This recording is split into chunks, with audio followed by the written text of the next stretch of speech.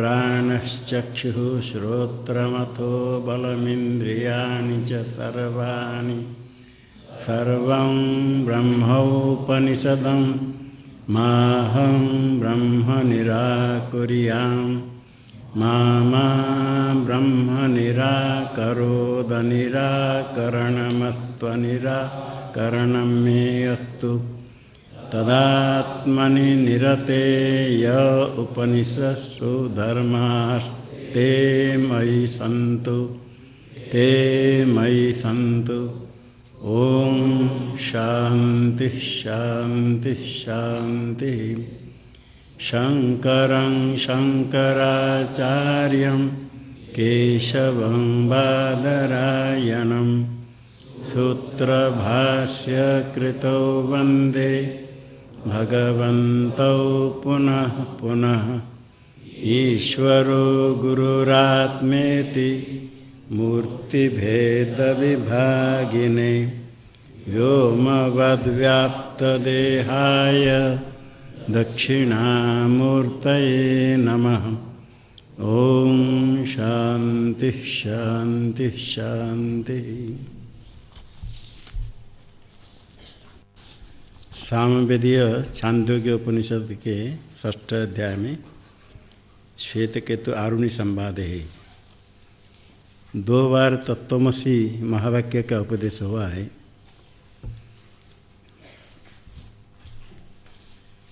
इसमें शंका है तो पहले कहा गया है तो सुषुप्ति अवस्था में ब्रह्म के साथ एक हो जाते हैं, तो एक होने के बाद जब आते हैं सुषुप्ति, कोई सो करके उठ करके अन्य गांव में गया तो उसको मालूम होता है कि मैं अपने घर से आया। यदि सुषुप्ति अवस्था में ब्रह्म में एक हो करके जागृत स्वप्न में उससे आते हैं तो फिर ऐसा क्यों ज्ञान नहीं होता है कि हम ब्रह्म से आए, सदरूप ब्रह्म से। इसको थोड़ा फिर दृष्टांत के साथ फिर बताइए। ऐसे कहने पर आगे आरुणि का उपदेश है। इमः सौम्य नद्यः पुरस्तात् प्राच्य स्यन्दन्ते पश्चात् प्रतीच्यस्ताः समुद्रात् समुद्रमेवापीयन्ति स समुद्रैव भवति ता यथा तत्र न विदुर्यम् अहमस्मि यम् अहमस्मीति। इमः सौम्य नद्यः, नदी गंगा गोदावरी नर्मदा कावेरी आदि बहुत नदी है।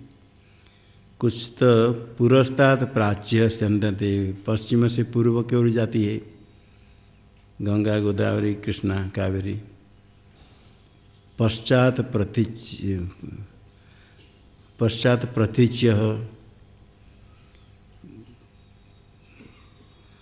पहले प्राच्य पूर्व में जाने वाले, पूर्व से पश्चिम जाने वाले नर्मदा ताप्ती आदि। ताः समुद्रात् समुद्र में अपीयन्ति, समुद्र से आकर के समुद्र में जाते हैं, लीन होते हैं। समुद्र से सूर्य किरण के द्वारा, मेघ के द्वारा तो जल खींच करके वाष्प रूप से जाते हैं, वहाँ रह करके मेघ बन करके वृष्टि रूप से नीचे पानी गिरते हैं पर्वत आदि स्थान में। फिर नदी रूप से समुद्र को जाते हैं। समुद्र से पहले आए, पानी खींच करके वाष्प रूप से सूर्य किरण के द्वारा ऊपर जा करके मेघ में रहते हैं। फिर वृष्टि रूप से आकर के समुद्र को जाते हैं। ते समुद्र एव भवन्ति, समुद्र में जाने पर गंगा गोदावरी कृष्णा कावेरी ये सब बंगोपसागर में इधर पूर्व दिशा में समुद्र में चली गई। वो जाने के बाद ता यथा तत्र न विदुः, समुद्र में मिलने के बाद ऐसे नहीं मैं गंगा हूँ मैं गोदावरी हूँ, ऐसे नदियों को ज्ञान नहीं रहता है। न विदु यम अहम अस्मि यम अहम अस्मि, इस प्रकार मैं हूँ ऐसे ज्ञान नहीं होता है। एवमेव खलु सौम्येमः सर्वाः प्रजाः सत आगम्य न विदु सत आगच्छामः इति त यह व्याघ्रो वा सिंहो वा वृको वा वराहो वा कीटो वा पतंगो वा दंसो वा मशको वा यद्यत भवन्ति तदा भवन्ति। इसी प्रकार ये दृष्टांत हुआ। सब ऐसे प्रजा सद्रूप ब्रह्म के साथ एक होने के बाद भी नहीं जान सकते हैं कि हम वहाँ से आए, सद ब्रह्म से आए, आ रहे, ऐसे ज्ञान नहीं होता है। सत आगम्य न विदु सत आगच्छाम इति, सत से हम आए करके। ते यह व्याघ्रो वा सिंहो वा वृको वा वराहो वा कीटो वा पतंगो वा दंसो वा मशको वा, सरस्वती के पूर्व जैसे था, सरस्वती अवस्था में सद ब्रह्म के साथ एक होते, फिर जगने के बाद यद्यद भवन्ति तद आभवन्ति, जो पहले थे उस प्रकार उसी भाव को प्राप्त कर लेते हैं। वही वासना संस्कार कर्म लेकर के आते हैं। मृत्यु प्रलय के बाद भी संस्कार रहता है, कर्म रहता है, आगे फिर जन्म ग्रहण करते हैं। जो मृत्यु के पहले था वही रूप नहीं, किंतु फिर संस्कार को लेकर के आते हैं।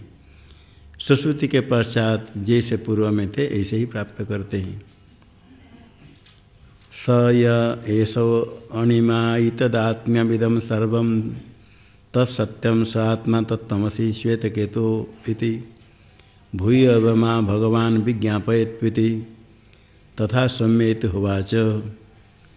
स य एष अणिमा, जिस अवस्था में एक हो जाते सद्रूप ब्रह्म के साथ, वही सूक्ष्मतम तत्व है। एतदात्म इदम सर्वम, इदम सर्वम वही सद ब्रह्मात्मक ही है। इदम सर्वम, जितने कुछ पदार्थ है, गृह्यमाण ज्ञेय पदार्थ, जितने पदार्थ है सब एतदात्म्यम, एतदात्मक सद ब्रह्म रूप ही है। वास्तव स्वरूप ब्रह्म है, नाम रूप माया से दिखता है। उसी आत्मा से ही इनकी सत्ता है, अलग इनकी सत्ता नहीं। तत्सत्यम, वही ब्रह्म जो जगत का कारण है, जो इस सारे प्रपंच का वास्तव स्वरूप है, वही सत्य है। और स आत्मा वही आत्मा है। ब्रह्म सत्य है, जगत का जो वास्तव स्वरूप वही सत्य है, वही आत्मा है, आत्मा ही सत्य है। तत्त्वम असि श्वेतकेतु, हे श्वेतकेतु, तद जगत कारण सत्य स्वरूप ब्रह्म जो आत्मा है वही तुम हो इति। ये तृतीय बार उपदेश होने के बाद शंका है श्वेतकेतु की, जैसे जल में बीची तरंग फेन बुदबुद आदि होते हैं, फिर नष्ट हो जाते हैं, जल में समुद्र में लीन हो गई। जो तरंग नष्ट हो गया समुद्र में, जो बुदबुद पानी नष्ट हो गया, पानी में मिल गया, अनेक बुदबुद की उत्पत्ति नाश होता है, किंतु जो तरंग नष्ट हो गया वो तरंग फिर आता नहीं है। उसके समान अनेक तरंग आते हैं, जो बुदबुद नष्ट हो गया वो फिर दोबारा नहीं आता है। किंतु जीव तो तत्कारण को प्राप्त करता है, ब्रह्म के साथ एक होने के बाद भी जगत सुषुप्त अवस्था के में फिर आ जाता है। जो कारण के साथ एक हो जाता है, फेन बुदबुद तरंग आदि, वो फिर दोबारा नहीं आते, वो नष्ट हो जाते हैं। जीव कारण भाव को, ब्रह्म को सुषुप्ति में प्रतिदिन प्राप्त होते हुए भी मरण काल में, प्रलय में भी मरता नहीं, नष्ट नहीं होता है। यदि नष्ट हो जाता फिर नहीं आना चाहिए, ये कैसे नष्ट नहीं होता है? फिर बुद्धबुद्ध कारण में प्राप्त किए तो नष्ट हो गए। जीव सुश्रुति में नष्ट नहीं होता है, मरने के बाद, प्रलय के बाद भी आता है, नष्ट नहीं होता है। ये कैसे होता है? इसको फिर मुझे बताइए दृष्टांत के साथ। अस्य सौम्य महत्व वृक्षस्य यो मूले अभ्याहन्या जीवन स्रवेद, यो मध्य अभ्याहन्या जीवन स्रवेद, यो अग्रे अभ्याहन्या जीवन स्रवेद, सैष जीवेन आत्मनानुभू प्रभूतः पेप्यमानो मोदमानस्तिष्ठति। अस्य समय महत्व वृक्षस्य, सामने के बड़ा वृक्ष देखा है, कितने बड़ा वृक्ष है उस वृक्षस्य। यो मूले अभ्याहन्यात, मूल में कुठार आदि से कोई आघात दे, छेदन करे कुठार परशु से, तो जीवन स्रवेत, जीवित रहता है वृक्ष, थोड़े रस उससे निकलता है, वृक्ष नहीं मरता नहीं है। तो उससे रस कुछ श्रवण तो निकल ही जाता है। मध्य अभ्यान्यात, मध्य भाग में ऊपर में थोड़े कुठार से चोट लगाए तो वहाँ से भी रस निकलता है। जीवन स्रवेत, वृक्ष जीवित रहता है, कुछ रस निकलता है, कुछ दिन में फिर वो जुड़ जाता है, सूख जाता है।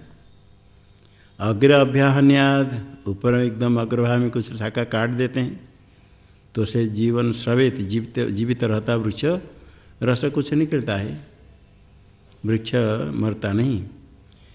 स एव जीवेन आत्मना अनुप्रभूतः, वही वृक्ष जीव रूप आत्मा से व्याप्त है।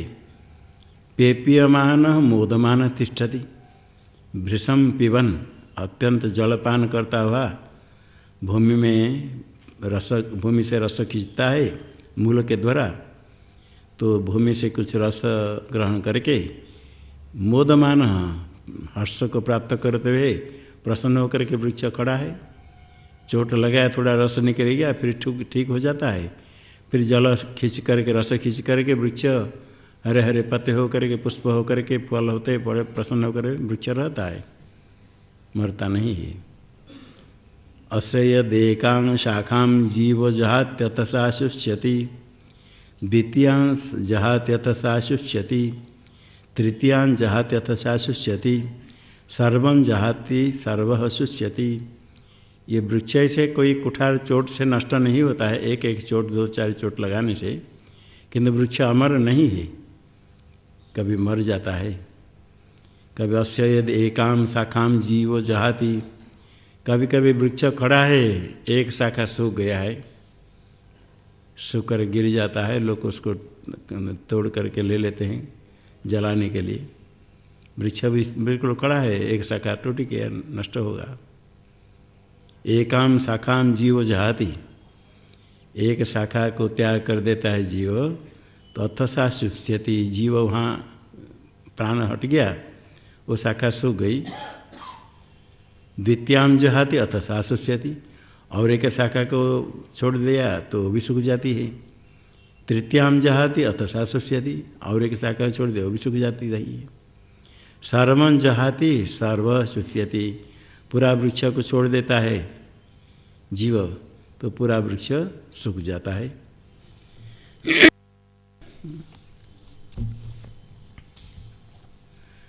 जीव जहाँ से हट गया वो शाखा सूख गई, जीव पूरा कर्म समाप्त होने पर वृक्ष छोड़कर चला गया, वृक्ष सूख जाता है। रस हट जाने से शाखा सूख गई, सारे वृक्ष में इस प्रकार जो छोड़ दिया वृक्ष सूख गया। तो इससे सिद्ध होता है जब तो रस निकलता है जीवन है, चेतना है, वृक्ष भी जीव है, प्राणी है। प्राणी शब्द से प्रयोग नहीं करते किंतु प्राण उसका है, जीव है। पाप कर्म के कारण वृक्ष स्थावर जोनि प्राप्ति होती है, तो जीव है। जब जीव उसको छोड़ देता है, जिस प्रकार प्रारब्ध कर्म है मनुष्य का भी, किस जितने कर्म लेकर आया इतने कर्म फल भोगना ही पड़ेगा सबको, अन्यथा नहीं हो सकता है। पुण्य पाप कर्म लेकर के सब आए, भोग करने के लिए आए, भोग करने के लिए सब योनि में जाते हैं, किंतु ये मनुष्य योनि में जो आए केवल भोगने के लिए नहीं, भोगने के लिए तो बाकी सब योनि है, यहाँ तो भोगना ही पड़ेगा, उसके साथ साथ कुछ कमाने का है। कर्म करने का क्षेत्र यही मनुष्य जन्म में ही अधिक कर्म कर सकता है, पुण्य कर्म कर सकता है। पुण्य कर्म करे अथवा नहीं करे, पाप कर्म तो करता ही है। चलते फिरते कीड़े मकोड़े मरते, पाप तो बहुत होते हैं, इसलिए पुण्य कर्म अवश्य करना चाहिए मनुष्य जन्म प्राप्त करके। केवल पुण्य कर्म करने के लिए नहीं, ऐसे पुण्य कर्म तो कोई और देवता भी नहीं कर सकते हैं, कर्म में उनका अधिकार नहीं है, भोगने के लिए है केवल। बहुत सुख भोग करेंगे, नया कमा नहीं सकते, पुण्य नहीं कर सकते। जो भोगते हैं पुण्य कर्म का ही फल है, जो दुख कष्ट भोगते हैं पाप कर्म का फल है। पाप कर्म का फल भोगने के लिए नरक, पेड़ पौधे, तिर्यक योनि की प्राप्ति, पशु पक्षी बनते हैं। यहाँ मनुष्य नूतन कर्म कर सकता है, और उसके साथ साथ परमात्मा का साक्षात्कार करके मोक्ष प्राप्त कर सकता है। इसलिए मनुष्य में ये विशेष है, भोगना तो पड़ेगा, भोगने के साथ साथ अपने नया कर्म कर सकता है, ज्ञान प्राप्ति के लिए प्रयत्न करके परमात्मा का साक्षात्कार कर सकता है। देवताओं का कर्म करने के लिए अधिकार नहीं, ज्ञान प्राप्ति के तो अधिकार है, किंतु ज्ञान प्राप्ति के लिए असाधारण कारण है दृढ़ वैराग्य। देव योनि है भोग योनि, अधिक जो भोग करते हैं उनका वैराग्य नहीं होता है। देवताओं को भोग करने के लिए ही स्वर्ग में प्राप्त हुआ शरीर, भोगने के लिए अत्यधिक भोगासक्त होते हैं देवता, इसलिए उनको वैराग्य नहीं होने से ज्ञान नहीं होता है, कठिन होता है। यदि किसको वैराग्य हो तो ज्ञान हो सकता है, अधिकार है। कर्म करने के लिए अधिकार देवताओं का भी नहीं है। मनुष्य में भी यदि भोगासक्त ज़्यादा हो, वैराग्य नहीं हो तो ज्ञान नहीं हो सकता है। जितने कम से चले, शरीर धारण करे, इतने चाहिए। शरीर धारण करने के लिए भोजन करना होता है, भोजन करने के लिए जीवित नहीं रहते साधु। जीवित रहते किस लिए? खाने के लिए, अच्छा खाने के लिए नहीं। शरीर धारण करने के लिए भोजन करना होते, जितने भोजन से शरीर रहे, साधन भोजन ठीक चले, वही भोजन आवश्यक है जिससे साधन हो, सात्विक भोजन। और शरीर धारण भी भोजन करते हैं शरीर धारण करने के लिए। शरीर धारण करते किसके लिए? कोई कहते भोजन करने के लिए, खाने के लिए, खाते हैं जीने के लिए। जीते हैं किस लिए? खाने के लिए। ऐसा नहीं, जीते हैं खाने के लिए नहीं, ये तो पशु पक्षी ऐसे ही जीते हैं, खाते हैं, जीते हैं, उनका और कुछ आगे पीछे विचार कुछ नहीं। मनुष्य शरीर धारण करते हैं यहीं कुछ सत्कर्म करे, परमात्मा प्राप्ति करे। जो मनुष्य चाहता है परमात्मा प्राप्ति करने की इच्छा करता है, जीव सब मनुष्य मात्र का सबका अधिकार है। कर्म करने के लिए, वैदिक कर्म करने के लिए, वेद अध्ययन करने के लिए कुछ नियम है, उसके लिए बहुत नियम, वर्ण आश्रम बहुत कुछ नियम है। किंतु परमात्मा साक्षात्कार करने के लिए कोई नहीं, जो चाहता है, दृढ़ वैराग्य है, अत्यंत इच्छा है, वो प्राप्त कर सकता है। जिज्ञासा उत्कट हो। जिस प्रकार ये प्रारब्ध कर्म मनुष्य का होता है, ऐसे वृक्षों का भी है, पेड़ पौधों का। जितने दिन कर्म है इतने दिन जीवित हो रहते हैं। काट देते पेड़ फिर निकल जाता है, ऊपर से काट देते फिर निकल जाता है। कितने घास दुआ आदि काटते जाते निकलता रहता है, काटते जाते निकलते रहते हैं, मरता नहीं। किंतु प्रारब्ध समाप्त होता है, वृक्ष देखते देखते खड़े खड़े मर जाता है कभी बिना कारण। बड़े बड़े पेड़ है, बड़े बहुत पुराना होने कोई ज़रूरत नहीं, कोई नया भी थोड़ी दिन 2-3-4 साल में। अमृत का पेड़ है, देखा, देखते देखते बड़ा बहुत फल लगते थे, सब खाते थे। एक बार देखा थोड़ा थोड़ा पत्ता झड़ने लगा, 1-2 महीने में 100 पत्ते झड़ गए, मर गया, सूख गया। कारण कुछ पता नहीं है। कहीं तो पानी नहीं मिलता, सूखता सूखता रहता है जैसे मर गया, किंतु फिर वर्षा होने पर पानी, गर्मी के समय फिर पत्ते निकले, फिर फूल आ गए, फल लग गए। कहीं अभाव नहीं, पानी सब ठीक है, कहीं मर जाता है। जब उसका भी प्रारब्ध कर्म होता है। प्रारब्ध कर्म समाप्त हो गया तो मरना पड़ता है, वृक्ष हो, मनुष्य हो, पशु हो।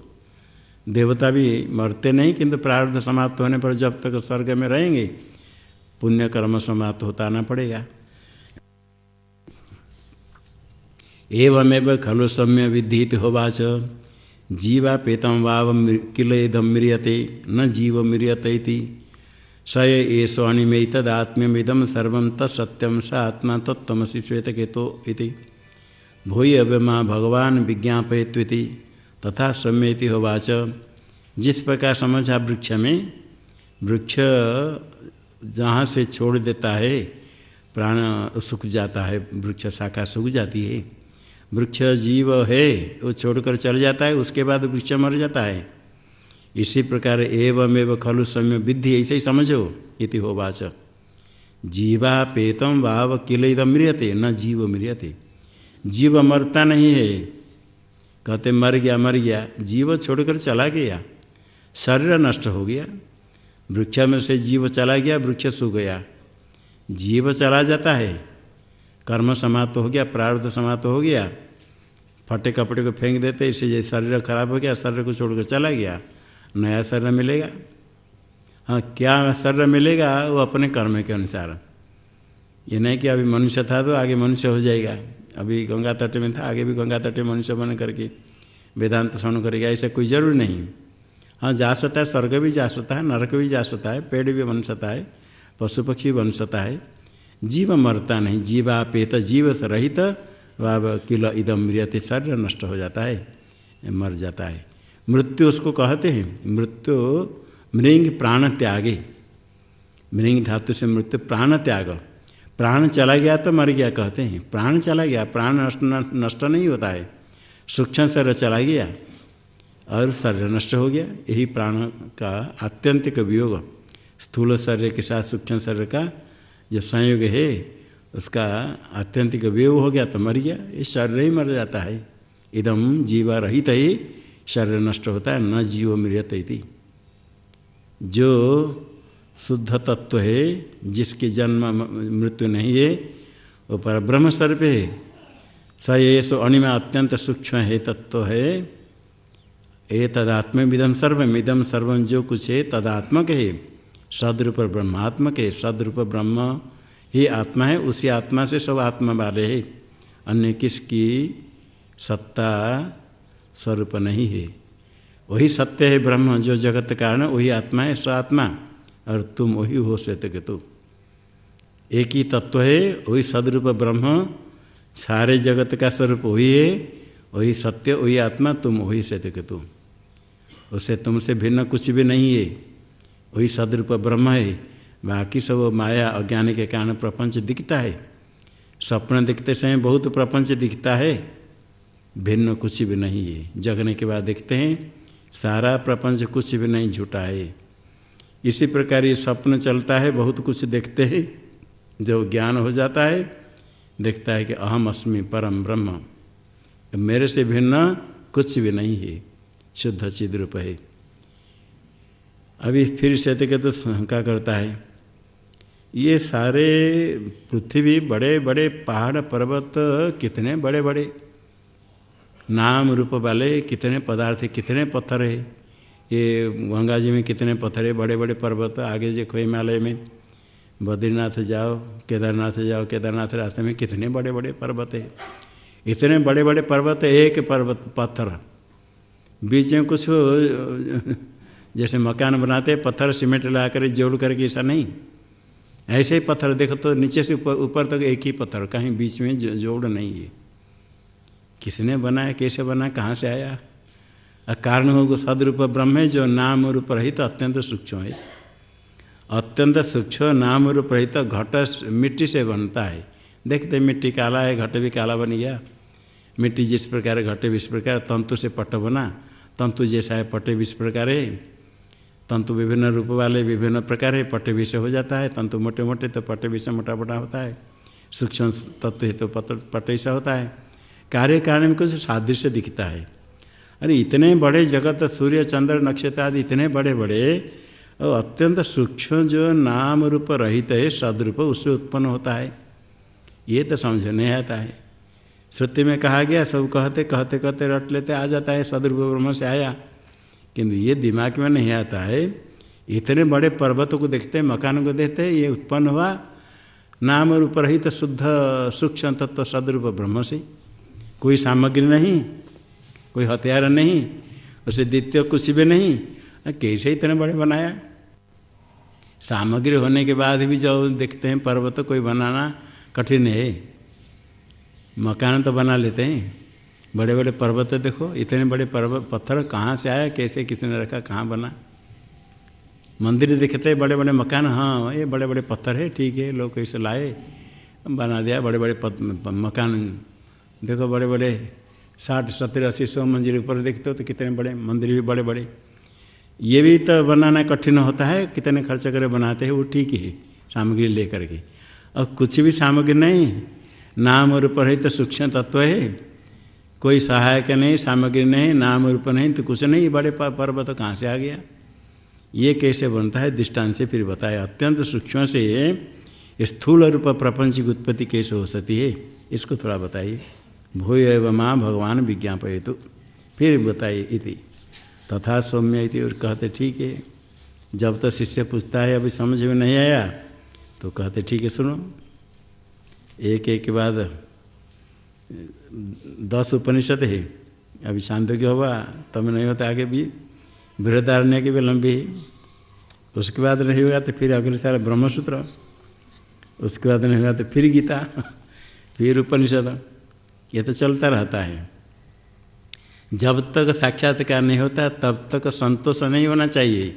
समझ में आ गया, श्वेतकेतु को उपदेश हो गया, अभी साक्षात्कार ज्ञान होने वाला है, तो भी जब तक ज्ञान नहीं हुआ तब तक अपने को नहीं तृप्त मानता है। साक्षात्कार जब तो नहीं होता, ये सूक्ष्म प्रपंच, स्थूल प्रपंच, सूक्ष्म अत्यंत सूक्ष्म ब्रह्म ना दिखता है, ना कुछ उसके किसने देखा है, और अपना स्वरूप आत्मा आत्मा कहते हैं, उससे कैसे ऐसा उत्पन्न हो जाएगा। तो फिर आगे कहते हैं न्यग्रोध फलमत आहरेतीदम भगवैति भिन्दी भिन्न भगवैति किमत्र पश्यन्विय इव इमे धाना भगव इत आसाम अंगिकां भिन्देति भिन्ना भगवैति किमत्र पश्यसीति न किंचन भगवैति। अत्यंत सूक्ष्म से ऐसे ये स्थूल प्रपंच बनेगा, इसको प्रत्यक्ष करना चाहते हो, देखना चाहते हो तो करो, देखो ये न्यग्रुध है, बड़े वृक्ष है, बट वृक्ष है, सामने खड़ा है बड़े वृक्ष है, उसमें से बट असत के एक फल ले आयो, फल में एक आहार, अब दौड़ कर ले आएगा, ये तो इदम भगवती, फल ले आएगा, यदि भिंदी इसको तोड़ दो, तोड़ो, भिन्न में भगवती, तोड़ दिया तुरंत कहती तो टुकड़ा कर दिया। किमत्र पश्यसीति, इसके अंदर क्या देखते हो, तो कहा ये अन्व्य इव इमे धाना भगव, अत्यंत छोटे छोटे बीज है, बहुत है। आसाम अंग एकाम भिंदी, ये जो बीज है छोटे छोटे, उसमें से एक निकाल कर उसको फाड़ो, कहा भिन्ना भगवती, तोड़ दिया, काट दिया। किमत्र पश्यसी, बीज के अंदर क्या देखते हो, क्या न किंचन भगवती, इसके अंदर कुछ नहीं दिखता है, छोटे छोटे बीज है, उसके अंदर तो कुछ नहीं दिखता है। तम होवाच यम वै सौम्ये तम अणिमानम न निभालयस्य एतस्य वै सौम्ये सो अणिम्न एवं महान्यग्रुध तिष्ठति सधत् सौम्येति। सतम होवाच सत्य तो कहा यं वै सौम्य एतम अणिमान न निभाले, स हे सौम्य एतम अणिमा, सूक्ष्म है, बट वृक्ष का एक बीज, फल, फल का भी एक बीज, उसको अंदर तोड़ने के बाद न निभा, अणिमा सूक्ष्म है, उसको नहीं जानते हो, तुमको दिखता है नहीं, कुछ नहीं है, अत्यंत सूक्ष्म होने के कारण अदृश्यमान है, दिखता नहीं। किंतु एतस्य वै सौम्य एष अणिम्न एवं महान्यग्रुध तिष्ठति, ये जो सूक्ष्म है, अणुतर है, इसी से ही देखो ये महान वटवृक्ष देखो कितने बड़ा है, ये बड़े वटवृक्ष ही बीज देखो इसके अंदर से निकला, इस छोटे से। अभी तुम कहते हो कुछ दिखता है, बहुत सूक्ष्म है, बीज के अंदर कुछ नहीं दिखता है, इसी से ये बड़े पेड़ है, देखो खड़ा हो गया, कितने बड़ा वृक्ष है, बड़े इतने बड़े वृक्ष, इतने सूक्ष्म बीज छोटे, जिसमें तुमको दिखता नहीं, उसमें से ही वृक्ष बन गया। एतस्य समेश अणिम्न सूक्ष्म बीज से एवं महान न्यग्रुध तिष्ठति, इतने बड़ा वृक्ष, देखो वट वृक्ष कोई छोटे नहीं, कितने बड़ा वृक्ष होता है वट वृक्ष, उसके शाखा से आ जाता है, वो भी जड़ हो जाता है, शाखा बढ़ती है और जड़ भी बढ़ता है, जितने शाखा पहले इतने जड़ भी बढ़ जाता है, बहुत बड़ा, बहुत दिन रहता है। इतने बड़े वृक्ष देखो एक ही छोटे बीज से हुआ।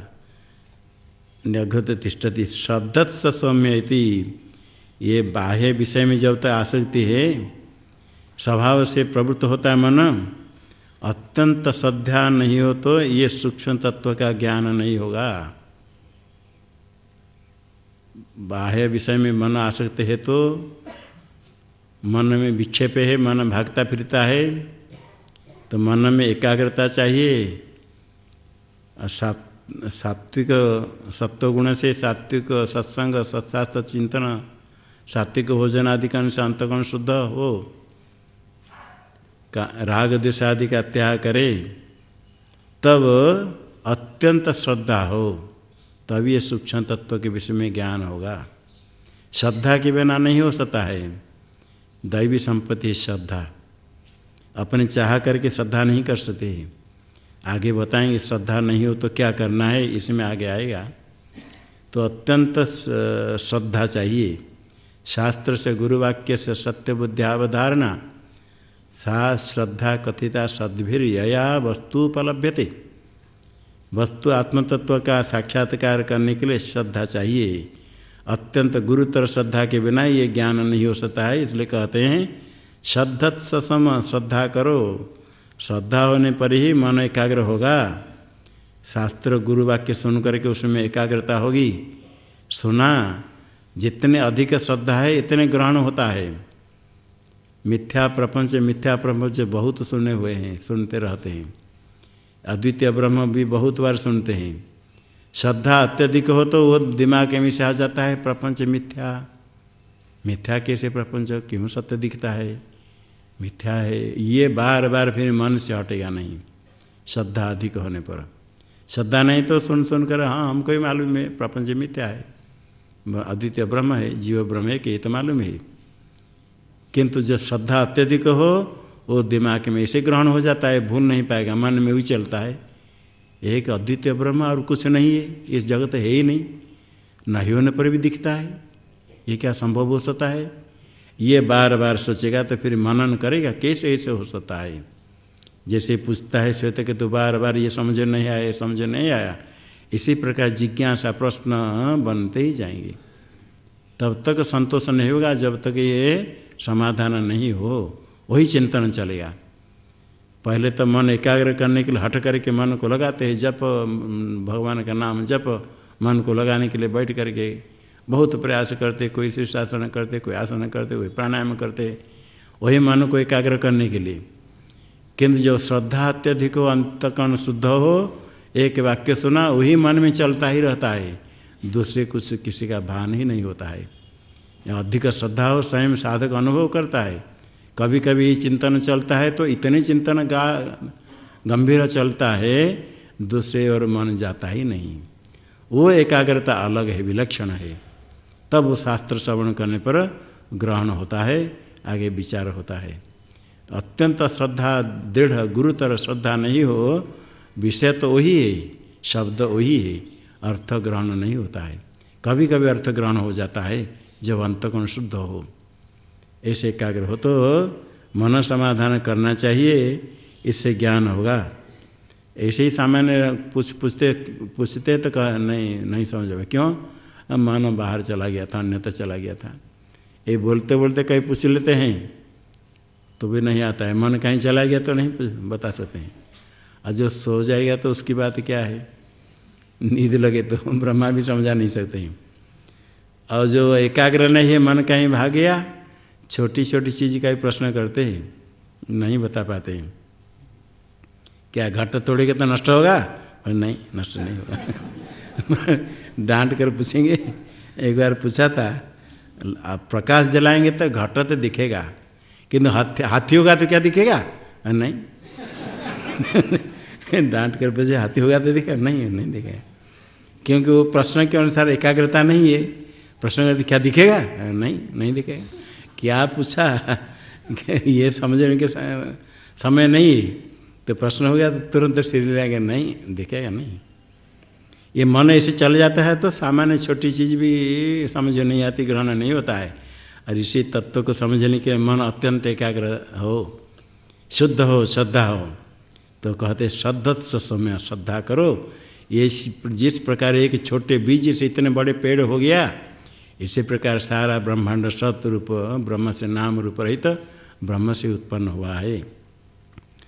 स येषु अणिमे तदात्म्यमिदं सर्वं तत्सत्यं स आत्मा तत्त्वमसि श्वेतकेतो इति भूय माँ भगवान विज्ञापयत्विति तथा सम्यति होवाच। जो सूक्ष्म तत्व सदरूप जगत का मूल है, यही ये अणिमा सूक्ष्म है, यही तदात्मा विधम सर्वम। जिस सदरूप ब्रह्म से उत्पन्न हुआ, सुवर्ण से बने गए भूषण शून्य ही है। सदरूप ब्रह्म से जगत दिखता है, उत्पन्न हुआ तो जगत सदरूप ब्रह्मात्म ब्रह्म ही है, सदरूप ही है इदम सर्वम। ये तदात्मक वही सत्य है, बाकी जो दिखता है नाम रूप मिथ्या है। सदरूप ब्रह्म सत्य कौन से, ये शंका होगी बार बार, हम उससे अलग है। कहते स आत्मा वही आत्मा तुम्हारे केवल नहीं, सर्वभूत के अंतरात्मा वही ब्रह्म एक है, अद्वितीय है। तत् वही सत्य है, तत् त्वम असि। बार बार कहते जो आत्मा है तुम वही हो। कभी कभी सोचते हमारा आत्मा तो शुद्ध है, हमारा आत्मा शुद्ध है, किंतु हम जन्म मरने वाले, देह में हम बुद्धि करके कहते हमारा आत्मा तो नित्य मुक्त है। आत्मा हमारा नित्य मुक्त है, हम बद्ध है, जन्म मरने वाले, उस समय देह में हम बुद्धि है। आत्मा स्वरूप है, कहते मेरा स्वरूप, मेरा स्वरूप मेरे से कोई भिन्न है क्या, तो मेरा स्वरूप मेरे आत्मा, वही आत्मा तुम वही हो। इसलिए कहते आत्मा तुम्हारा कोई अलग नहीं समझो। तत् त्वमसि श्वेत केतु, जो तत् ब्रह्म है, जगत कारण जो वही सत्य है, वही आत्मा है, तुम वही हो। इति कहने के बाद फिर कहा मिट्टी से बना गया घट देखते हैं तो मिट्टी दिखती है, सुवर्ण से बनाया गया भूषण देखते हैं तो सोना दिखेगा, दिखता है नहीं, भूषण देव सोना दिखता है। इस सदरूप ब्रह्म से जगत बना है, क्यों नहीं दिखता है। जहाँ दिखते थे सब मकान पेड़ घट पट पर्वत जंगल नदी, सदरूप ब्रह्म तो कहीं दिखता नहीं, क्यों नहीं दिखता है, इसको थोड़ा समझाइए। या ठीक है, आचार्य थकते नहीं, सुनने वाले थक जाएगा। कहते सुनना चाहते सुनो, ये तो आगे पूरा है। तथा सम्यति हुआ चो, कोई बात नहीं, फिर सुनो। लवण में तदुदके अवधायाथ माँ प्रात रूपसी दथा इति सह तथा चकार तम होवाच यदोषा लवण मुदके अबाधा अंग तदाहरेति तद्धावमृश्य न विभेद लवणम एतत् उदके अवधाय अथ माँ प्रातर उपसीद था। एक नमक पिंड दे दिया, इसको जल में डाल करके अवधाय, जल में फेंक करके डाल करके जल में डाल दो, शाम को सुबह सुबह उसको मेरे पास आ जाओ। घटा आदि किसी पर बर्तन में पानी में इसको डाल दो और सुबह आ जाओ उसको ले करके। सह तथा चकार, और ठीक है से कर लिया, पानी में लेकर नमक डाल दिया। तम होवाच यद दोषा लवणम उदक अबाधांग तद आहार इति, उसको कहा शाम को जो तुम पूर्व दिन रात में डाल दिया था पानी, लवण को जल में डाल दिया था, हे अंग संबोधन तद आहार, उसको निकाल लो। तद अवमृश्य न विभेद, और ढूंढा खोजना देखना निकालने के लिए, देखा पानी में कुछ नहीं, हाथ लगाया तो अंदर कुछ नहीं मिला। यथा विलीनमेवांगा श्यांतादाचमेति कथमिति लवणमिति मध्यादाचमेति कथमिति लवणमित्यंतादाचामेति कथमिति लवण इत्यभिप्रास्ये तदर्थ मोपसीदथा इति तद्ध तथा चकार तत्सस्वत् संवर्तते तं होवाचात्र भाव किल सत्सम्य न निभालय से अत्रैव किलेति। यथा विलीनमेव अंग, विलीन लवण उसमें डाला, जो नहीं जानते हो, दिखता नहीं, चक्षु से दिखता नहीं, स्पर्श से भी ग्रहण नहीं होता है, लीन हो गया लवण, पानी में मिल गया। हे अंग अस्य अंताद आचाम इति, थोड़ा ऊपर से पानी लेकर मुख में डाला, आचमन करो, देखो कि क्या लगता है। कथमिति, मुख में डाल दिया थोड़ा, कथमिति क्या लगता है, हाँ लवण में नमक नमक नमक लगता है, तो थोड़ा पानी फेंक दो, आधा पानी। मध्यादाचम, मध्य में से थोड़े पानी मुख में डालो, कथमिति क्या लवण मिति, नमक नमक जैसे लगता है, नमक लगता है। फिर डालो, थोड़ा पानी रखो, अंतादाचम, नीचे पानी थोड़ा आचमन करो, कथमिति लवण मिति। कहता अभिप्रास्य एतद अथ माँ उपसिद्ध था, कभी पानी को फेंको, हाथ धो करके मुख धो करके आ जाओ। अभिप्रासे तद, इसको फेंक करके फिर आचमन करके शुद्ध हो करके माँ उपसिद्ध था मेरे पास आओ। तथा चकार, ऐसे ही किया। कहा तत्सत संवर्तते, ये तो पानी में है, नमक है, देखो दिखता नहीं था, हाथ डुबा कर ढूंढा नहीं मिला, रात्रि में डाला था, वो पानी में है, विद्यमान है किंतु दिखता नहीं। तो उसको मुख में डाला तो रसन इंद्रिय के द्वारा नमक का लवण का ग्रहण हुआ। तुमको मालूम हुआ, हाथ से नहीं रहेगा, चक्षु से नहीं दिखा, तो अन्य प्रकार में से अनुभव हुआ। आँख से नहीं दिखता है तो नहीं, ऐसा नहीं कर सकते। हाथ लगाने पर नहीं मिला तो नहीं, ऐसा नहीं कर सकते। स्वाद से तुमको निश्चय हो गया नमक के पानी में था, में विलीन हो गया था। तम संवर्त सम्यक वर्तते, अत्र भाव किल सत सम्य है, सम्य सतरूप ब्रह्म सर्वत्र है, सारे प्रपंच घटपट आदि सब के साथ सत मिला हुआ है, न निभाले से उसको नहीं सा देख सकते हो। अत्रैव किल, यही है। और ये भी मालूम है, सब कहते घट है, घटों को देखते कहते घट है। पुष्प है, कहाँ पुष्पम अस्ति, पुष्पम अस्ति कह करके अस्ति अस्ति, जो अस्ति है कह देते हैं, ये सदरूप ही तो ब्रह्म है, तभी कहते घटो अस्ति। इसका प्रत्यक्ष होता है अस्ति करे सदरूप से, तो नहीं दिखता है। तो ये जो तत्व है सदरूप ब्रह्म सर्वत्र विद्यमान है, अत्यंत सूक्ष्म है, वही सदरूप ब्रह्म ही सत्य है। एतद स ये स्वनिमेत आत्मविदम सर्वं तत्सत्यम स आत्मा तत्त्वमसि श्वेतकेतो इति भूय माँ भगवान विज्ञापयति तथा सम्येति होवाच। जो सूक्ष्म तत्व है सदरूप ब्रह्म यही है सर्वत्र, जैसे नमक पानी में है, दिखता नहीं, स्पर्श इंद्र से ग्रहण नहीं हुआ किंतु है, ठीक इसी प्रकार सूक्ष्म सदरूप है। तदात्मक इदम सर्वम, ये सब सद ही सत्य, बाकी मिथ्या है। वही तत्सत्यम, वही आत्मा है, तुम वही हो सत्य के।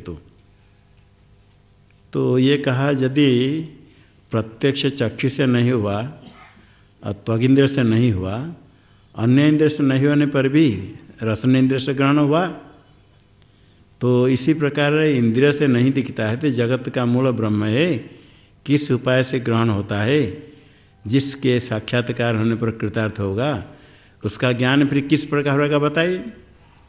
जल में से तो हाथ से नहीं देखा, आँख से नहीं दिखता है, मुख में डाला, निश्चय हो गया लवण है। तो अभी इस प्रकार सदरूप ब्रह्म सर्वत्र है, आँख से नहीं दिखता है, तो उसकी उपलब्धि के लिए उपाय क्या है, फिर मुझे बताए किस उपाय। चक्षुर इंद्रिय से, स्पर्श इंद्रिय से ग्रहण नहीं होने पर भी लवण का जैसे निश्चय हो गया, इस प्रकार ब्रह्म सर्वत्र है, दिखता नहीं है, तो उसकी उपलब्धि में कोई उपाय है तो उपाय बताइए।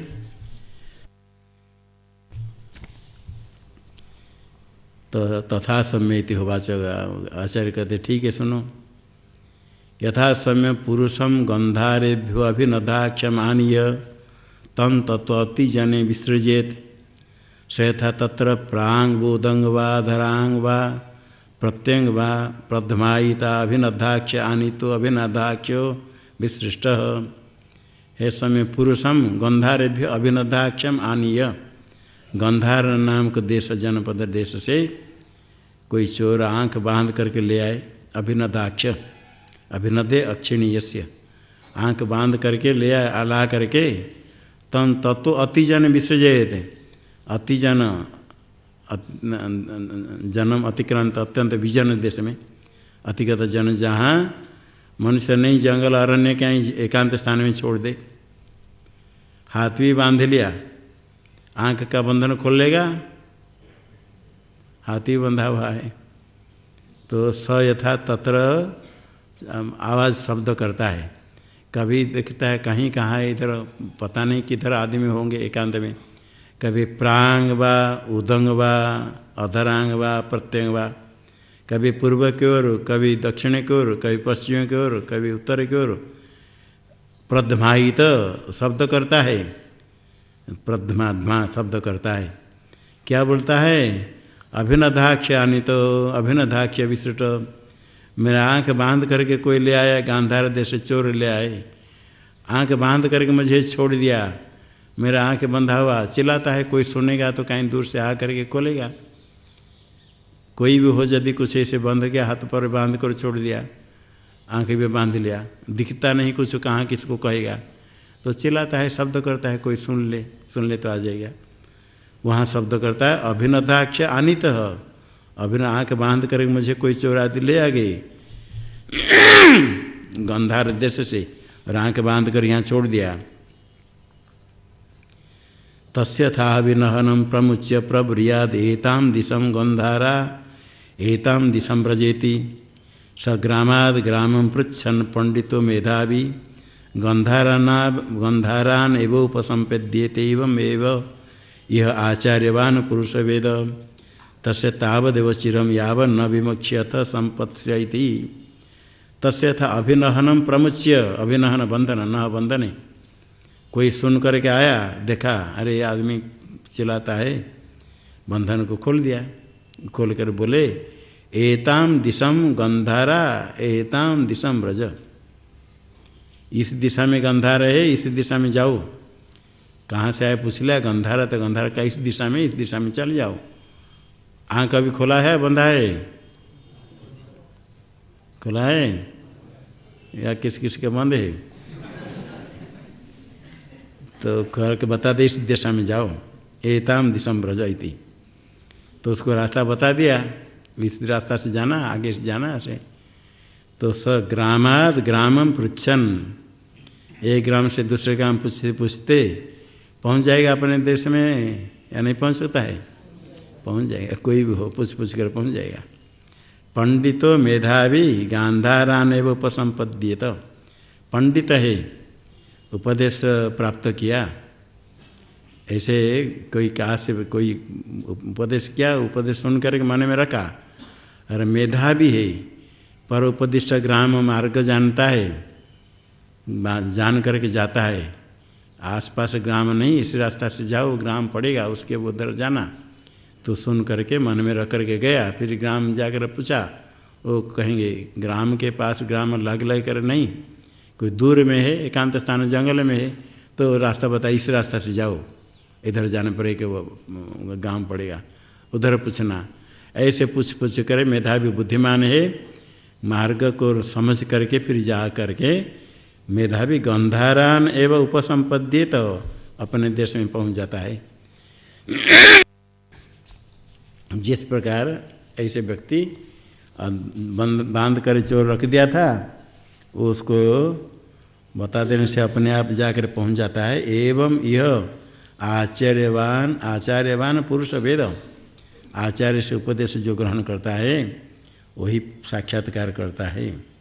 आचार्यवान पुरुष वेद, ये जिस प्रकार उसको आँख बांध कर डाल दिया, इसी प्रकार गंधार से हटा कर पुरुष ले आया, चोर बांध कर डाल दिया, दिशा उसको पता नहीं, भूख प्यास लगती थी ना, नहीं भूख प्यास है, क्या करेगा, भूख प्यास के लिए परवाह नहीं, चिल्लाता है कोई खोल दे। और चोर व्याघ्र सर्पादि का भय था, अरण्य में प्रविष्ट था, दुख से रोज शब्द करता था, तो बंधन मुक्ति के लिए चाहता था। हाँ, जल्दी हो या खुद थोड़ी देने के बाद, जल्दी कोई खोल दे। कभी को भोजन पहले चाहिए या बंधन खोलना चाहिए पहले? पहले बंधन खोलो तो आप भोजन कर देखेंगे। ऐसी प्रकार जो कोई है, ऐसे ही अपने को लेके इसी प्रकार है, क्षुत पिपासा भय दिग्मूढ़ है, कहाँ जाना क्या करना। मुक्ति जो चाहता है उसको नहीं दिखता, इधर जाने से कुछ, इधर जाएंगे तो कहाँ क्या मिलेगा, उधर जाएंगे तो क्या मिलेगा। जब मुक्ति की इच्छा नहीं तब तो लगता है उधर चल जाएंगे, वो रास्ता अच्छा दिखता है, उधर चल जाएंगे वो रास्ता अच्छा है, उधर जाएंगे वो मकान अच्छा दिखता है, वो देखेंगे। देखने के लिए, सुनने के लिए दौड़ता है इधर उधर इधर उधर। जब मुक्ति चाहिए थोड़ी देर जाने के बाद कहता है क्या है उधर, उधर जाने पर मिलेगा क्या, उधर बड़े मकान मंदिर दिखता है, ठीक है मंदिर हो तो क्या होगा, मुक्ति कैसे मिलेगी? मुक्ति की जिसकी इच्छा है मंदिर देखने के लिए दौड़ेगा, मंदिर है ठीक है देख लिया अच्छा है चलते, किंतु मुक्ति कैसे मिलेगी? पहाड़ देखा ठीक है थोड़ी देर गया क्या मिलेगा? इधर रास्ता बहुत सुंदर रास्ता है, रथ आदि है गाड़ी आदि है, कहते आइए आपको हम पहुंचा देंगे। रेलगाड़ी जाती है महात्मा के लिए छूट है, बैठ कर चल जाते हैं कहीं ना कहीं नहीं, चल जाएंगे कहीं पहुंच जाएंगे, वहाँ पहुंच जाओ होगा क्या, लाभ क्या होगा? कहेंगे वहाँ जाएंगे तो दूध अच्छा मिलेगा, वहाँ जाओ तो घी अच्छा मिलेगा, वहाँ जाओ तो रुपया बहुत मिलेगा, वहाँ जाओ तो सम्मान मिलेगा। ऐसे कहने वाले बताते महात्मा में भाग जाते हैं, फिर हम साधन भोजन करेंगे वहाँ दूध मिलता अच्छा वहाँ जाएंगे, क्योंकि साधन दूध के बिना नहीं होगा। कोई कहते घी भी शुद्ध घी पीना चाहिए, तो वहाँ चलो उधर चलो, ये सब इधर उधर दौड़ते हैं। जो मुक्ति चाहता है वो देखता है मुक्ति पहले कैसे उसको मुमुक्षु है, किस प्रकार मुक्त हो ये चाहता है। तो इसी प्रकार उसको आचार्य कहीं मिल गया, वह आचार्य आकर उसको बताएंगे उपदेश करेंगे। तो जिन पर फिर ये देह रूप अरण्य, और इसमें सब क्या है, वात पित्त कफ ये तीन धातु से रोग बनते, और अस्थि मांस शुक्र ये सब शरीर है, शीतोष्णादि द्वंद्व दुख सहन करना पड़ता है। और यहाँ बंधन किसे, मोह पट से बंधा गया। आँख कहते हमारा तो बंधन नहीं, आँख तो खोला है, मोह अविवेक अज्ञान पट से बंधा गया। ऐसे अज्ञान पट से बंधा गया, आँख खोलने पर भी अपना स्वरूप दिखता नहीं, बाहर दिखता है, अपने अंदर नहीं देखता है बाहर दिखता है। और ये चोर कौन है, ये तृष्णा कौन है, ये भाई बंधु पिता माता जितने हैं सब है विषय की जो तृष्णा है, ये मेरे तृष्णा पास से बंधा गया। और पुण्य पाप आदि कर्म जितने तस्कर जैसे वो लेकर के खींच करके चोर लेकर के जंगल में डाल दिया, इसी प्रकार ये पुण्य पाप लेकर कहाँ डाल दिया उसमें। और मैं इसका पुत्र हूँ, मेरा ये पिता है, मेरे बंधु है, मेरे अमुक है, मेरे ये दुख है, मैं पंडित है, मैं धार्मिक है, जन्म हुआ मर गया, पापी पुण्य, मैं धर्म करता हूँ, हाँ तो कैसे न पुत्र मर गया कितने दुखी है, पिता मर गया कितने दुखी है। ये निरंतर सुख दुख भोग करते समय कभी थोड़ा बीच में कुछ खा लिया, जैसे अभी मरने वाला है मुख में डाल दिया, थोड़े शहद मीठा लगता है, चाट लेता है थोड़ा। इसी प्रकार कभी पुण्य कर्म का फल थोड़ी मिल जाता है, तो परम कारुणिक आचार्य कभी प्राप्त होते हैं, उपदेश करते हैं, तो फिर आचार्यवान पुरुष वेद, मेधावी पंडित हो, श्रवण किया, उसके बाद बुद्धि में विचार करके फिर अविद्या मोह पट से बंधन से मुक्त होगा। और फिर जैसे गांधार को प्राप्त किया, इस प्रकार अपने सदरूप ब्रह्म में एक हो जाता है। आचार्यवान पुरुष वेद कहा। ऐसे आचार्य जिसके उपदेश करते हैं वही उपदेश करते हैं, उनके उपदेश से ही उसका ज्ञान हो जाता है। तब ज्ञान होने के बाद अज्ञान नष्ट हो गया तो अज्ञान का कार्य नष्ट हो जाएगा, तो शरीर भी नष्ट हो जाना चाहिए। इसलिए कहते तस्य तावदेव चिरम यावन् न विमोक्ष्ये, विमोक्ष्य उत्तम पुरुष से विमोक्षते, तब तक रहेगा जब तक प्रारब्ध कर्म समाप्त नहीं हुआ। जो प्रारब्ध कर्म है, जिस कर्म लेकर आया वो कर्म फल भोगना पड़ेगा, कुछ भी करे। जिस शरीर जिस प्रारब्ध से आरंभ हुआ उसी शरीर में वो कर्म फल भोगना ही है। जब तक भोग नहीं तब तक शरीर रहेगा। अथ संपत्ति, जब प्रारब्ध समाप्त हो जाएगा तो देह नष्ट हो जाएगा, तो सद्रूप ब्रह्म को प्राप्त कर लेता है।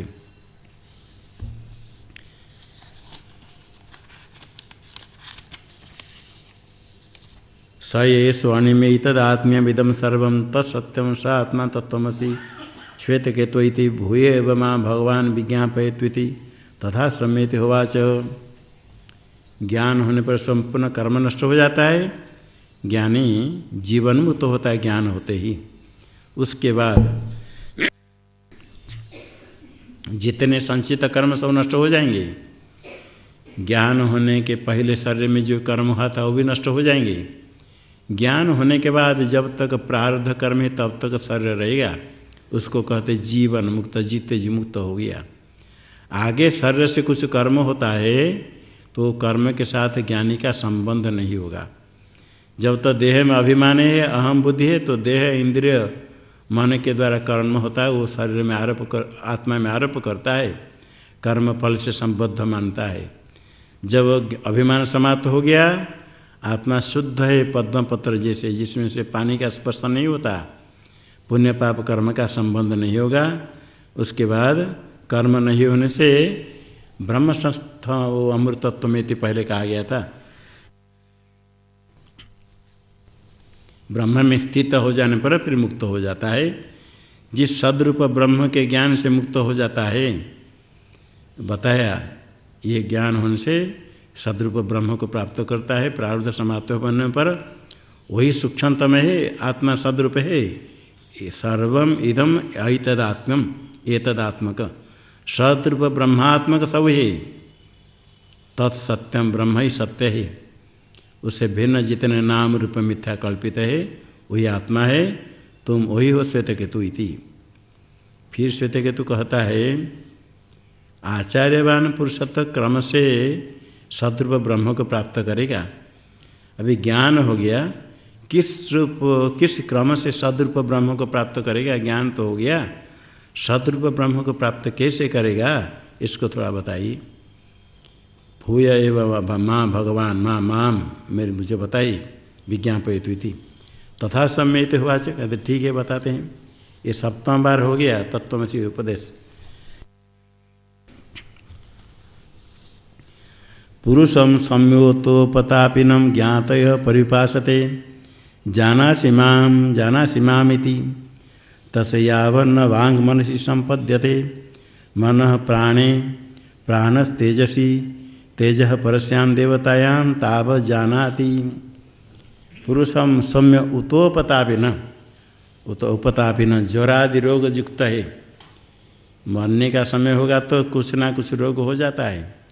ज्वरादि रोग होने पर दुख भोग करता है, अत्यंत कष्ट है। मरने के पहले बड़े पश्चाताप करता है अज्ञानी। ज्ञानी को पश्चाताप नहीं होता। किमहम पुण्यम न करवम किमहम पापम अकरवम, सारा जीवन भर में पुण्य कर्म क्यों नहीं किया, इतने पाप कर्म क्यों किया। जब समर्थ है, स्वस्थ है, पुण्य कर्म कर सकता है, पाप से निवृत्त हो सकता है, तब तक कोई कहते हैं ऐसा नहीं करो, पुण्य कर्म करो, सन्मार्ग में चलो, उस समय सुनता नहीं। ये कौन है हमको बोलने वाले? हम जानते हैं क्या हो गया, नहीं करने से क्या हो जाता है। क्या पुण्य पाप ये लोग ऐसे कहा बोलते हैं। क्या करने से हो जाता है, नहीं करने से क्या हो जाए। अपने आप बहुत कुछ नहीं मानने। शास्त्र में क्या शास्त्र कहते हो, किसने देखा है भगवान को, कहाँ परमात्मा है, क्या मुझे डांट फटकार के किसी के बात नहीं सुनेंगे। पिता माता गुरु कहेंगे तो भी नहीं सुनेंगे, क्या हो गया हम नहीं करेंगे, क्या हो जाता है। किंतु जब मरने का समय आ जाएगा, आगे दिखेगा लोह पास न काले न स्नेह पास न बंधु भी अभी तो कृष्यमाण तुम दृक्ष से आत्मान तदा। दोनों तरफ पास बंधन लेकर के खड़े हैं। लोह पास न काले न, यमदूताज लोहे बंधन लेकर के, बड़े बड़े लोहे के डंडा लेकर के, लोह पास लेकर बांध कर खींच कर लेने के लिए कोई रख नहीं सकता है। वो कहते आओ अभी हमारे बस में आ गई, देखो तुमको कौन रक्षा करेगा। कितने करोड़ करोड़ संपत्ति रखा है, परिवार रखा है, देखो तुमको कौन रखता है। अभी तुम्हारा हमारा अधिकार आ गया। लोह पास न काले न, अरे बंधु स्नेह पास न बंधु भी। स्नेह बंधन से वो बंधु खींचते उधर, लोह बंधन से खींचते हैं यमदूत काल, और स्नेह बंधन से खींचेंगे बंधु बांधव। दोनों तरफ खींचा जाता है। उस समय तुम देखोगे दोनों तरफ तुमको खींचते हैं, और तुमको कष्ट होता होगा। उस समय पश्चाताप करोगे, कष्ट है, प्राण निकलते समय बड़ा कष्ट है। तो उस समय ज्ञात है परिपासते, ज्ञाति कुटुंब चार तरफ आकर के कहते देखो तुम्हारा पोता आया है, देखो जानासी माम या करते मुझे पहचानते हैं, मुझे देखते हो, कहते देखो देखो तुम्हारे पुत्री आई, देखो उसके बच्चा हो गया है, देखो वो बच्चा को लेकर उसके ऊपर बैठा देते हैं, देखो कैसे तुम्हारे पोता पुत्र। जीवित अवस्था में तो बड़ा खुश होता था, इस समय तो इसको जितने कष्ट हो रहा है, उधर यमदूत फटकारते हैं लोहा पास लेकर के, इधर ये कहते देखो इसको पहचान तो हो, देखो लड़का आ गया, देखो पुत्र बधु आई, देखो लड़की आ गई, जाना सिमाम, चार तरफ उसको बोलते हैं। तसे याव न वांग मनसी संपद्यते, जब तो वांग मनसी पहले बोल सकता है, कुछ समय के बाद बोलना बंद हो जाता है। वाणी मन में व्यापार होता है, बोल नहीं पाता है, कभी कभी देख लेता है, देख करके समझ लेता है, पुत्र सबका हाँ देख लिया, हाँ पिताजी ने देख लिया, कुछ के बच्चे को देख लिया, बस कभी कभी वो रोते हैं, आँख से आंसू आ जाती है, बोल नहीं पाते मरने का समय है। इधर उनको दिखता है लोहे पास लेकर खड़े हैं खींचने के लिए, वो दिखता है। इधर कष्ट होता है, मर्म ग्रंथि से प्राण निकलते समय जो कष्ट होता है, कंठ में कफ बात पित्त होकर के श्वास लेना भी कठिन है, अंदर कठिन है, बहुत कष्ट है, किसको बोल नहीं पाता है। उधर देखता है, कहता है मुझे देखो पुत्र आया, देखो मुझे पहचानते हैं। जब तक वाणी मन से संपन्न नहीं, वाणी व्यापार बंद हो जाए, मन खाली रहता है, तब तक थोड़े मन से जानता है। फिर बाद में मन प्राण में लीन हो गया, प्राण चलता है, मन व्यापार नहीं होता है, आगे देखना सुनना बंद है, कुछ कहते तो समझ नहीं पाता है। कोई भगवान का नाम सुनाते हैं, वो कहते चुप रहो, जब बोलते हैं जिसका भगवान का भजन क्या है उसको अच्छा लगता है, कहते सुनाओ। जिसने भजन नहीं किया उसको तो वही लोह पास से दिखता है, कहता चुप रहो, चुप करो, बंद करो। प्राण फ्री तेज में कौन से अपंचीकृत भूत पंचभूत उपहित जीव में, तेज परस्याम देवतायाम, परदेवता ब्रह्म में। जब तक नहीं तब तक तो जानता है, आगे कुछ नहीं जानता है। अथ यदा से वांग मनसी संपद्यते, मन प्राणे प्राणस्तेजसी, तेज परस्याम देवतायाम अथ न जानाति। यदा से वांग मनसी संपद्यते, तब तक जानता था, अभी वांग मन में संपन्न हो गई, मन व्यापार, मन प्राण में, प्राण तेज में, तेज आदि भूत उपहित जीव में, और वो पर देवता परमात्मा में लीन हो जाता है, उसके बाद कुछ नहीं जानता है। तो जो अज्ञानी है तो उसको ले लेते हैं यमदूत, जो कर्म पाप कर्म फल भोगते हैं, फिर कहाँ जन्म लेता है, कहाँ जाता है पता नहीं। और जो ज्ञानी है वो भी मर जाएगा, शरीर समाप्त हो जाएगा, किंतु आगे उसका जन्म नहीं है। पर्याप्त काम से कृतात्मनस्त्वैव सर्वे प्रविलीयन्ति कामा, आप तो काम है, साक्षात्कार कर लिया, सो कामना समाप्त है। वो ज्ञान शरीर समाप्त होते ही, घट नष्ट होते ही घटाकाश महाकाश एक हो गया, जाना नहीं पड़ता है कहीं मिलने के लिए, ब्रह्म प्राप्ति के लिए कहीं जाना नहीं, मार्ग के नहीं है। वही एक पहले से ही अपने को ब्रह्म व्यापक मानता था, देह अभिमान समाप्त हो गया था ज्ञानी, वो केवल उपाधि नष्ट हो गया, लोग के दृष्टि से अज्ञानी के दृष्टि से मर गया, शरीर समाप्त हो गया, प्रारब्ध समाप्त हो गया। वो जीते जी अपने को ब्रह्म मानता था, समाप्त हो गया, एक हो गया ब्रह्म। घट जिस प्रकार नष्ट होते, घटाकाश नहीं कहा जाता है, घटाकाश महाकाश से भिन्न नहीं हुआ था कभी, एक ही आकाश है। इसी प्रकार एक ही आत्मतत्व साक्षात्कार हो जाता है, तब मुक्त है। हाँ, देह दिखता है अज्ञानी के दृष्टि से, देह रहित हो गया तो विदेह हो गया, विदेह मुक्त हो गया कहते हैं। अभी इसमें हुआ वही एतदात्म, ये हो गया था स ऐसे अनिमेतद आत्मेदम सर्वम तत्सत्यम स आत्मा तत्वमसि श्वेतकेतो इति भूयेव माँ भगवान विज्ञापयत्विति तथा सम्यति होवाच।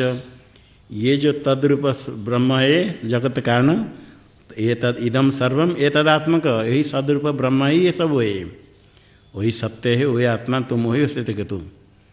तो श्वेतकेतु कहता है एक ज्ञानी दोनों मरने वाले मुमुक्षु जीव कोई सुषुप्ति अवस्था में सद्रूप ब्रह्म को एक प्राप्त कर लेते हैं। विद्वान सदरूप ब्रह्म को प्राप्त कर लिया, जन्म मरण को प्राप्त नहीं करता है, और अज्ञानी फिर जन्म लेता है। इसका कारण क्या है, थोड़ा दृष्टांत से बताइए। तो भूय विमा भगवान विज्ञापयति तथा सम्यत भाष्य कहते ठीक है, बताते हैं। पुरुषम सौम्यो तो हस्तगृहीतम आनयंत अपहार्षित स्थेयम अकार्षित परस्मस्मै तपतेति सयदि तस्य कर्ता भवति ततैवानृतम आत्मानं कुरुते सनृताभिसन्ध्वनृतेन आत्मानम् अन्तर्धाय परस्वं तप्तं प्रतिगृह्णाति स दह्यते यथ हन्यते। सौम्य पुरुषम उत हस्तगृहीतम आनयंती, कभी पुरुष को हाथ पकड़ करके तो हाथ बांध करके हाथ कड़ी लगा कर लोग ले आते हैं। लोग पूछते क्यों, क्या हुआ, इसको क्यों लेते हैं? कहते अपहार्षित, इसने अपहरण किया। तो अपहरण करने से क्या हो गया, कोई धन लेकर जाता है तो लोग तो सब लेकर जाते हैं।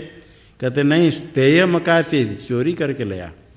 अपने संपत्ति को लेकर के कोई अपने वस्तु को लेकर जाता है तो कोई दोष नहीं। स्थेय मकार पहले अपहार्षित है, अपहरण क्या है? अपहरण करते मतलब क्या है कि खाली अपहरण मात्र से बांधना हो गया। तो कोई दान किसको दिया, ब्राह्मण को, वो लेकर जाता है तो उसको चोर बांध कर लेंगे?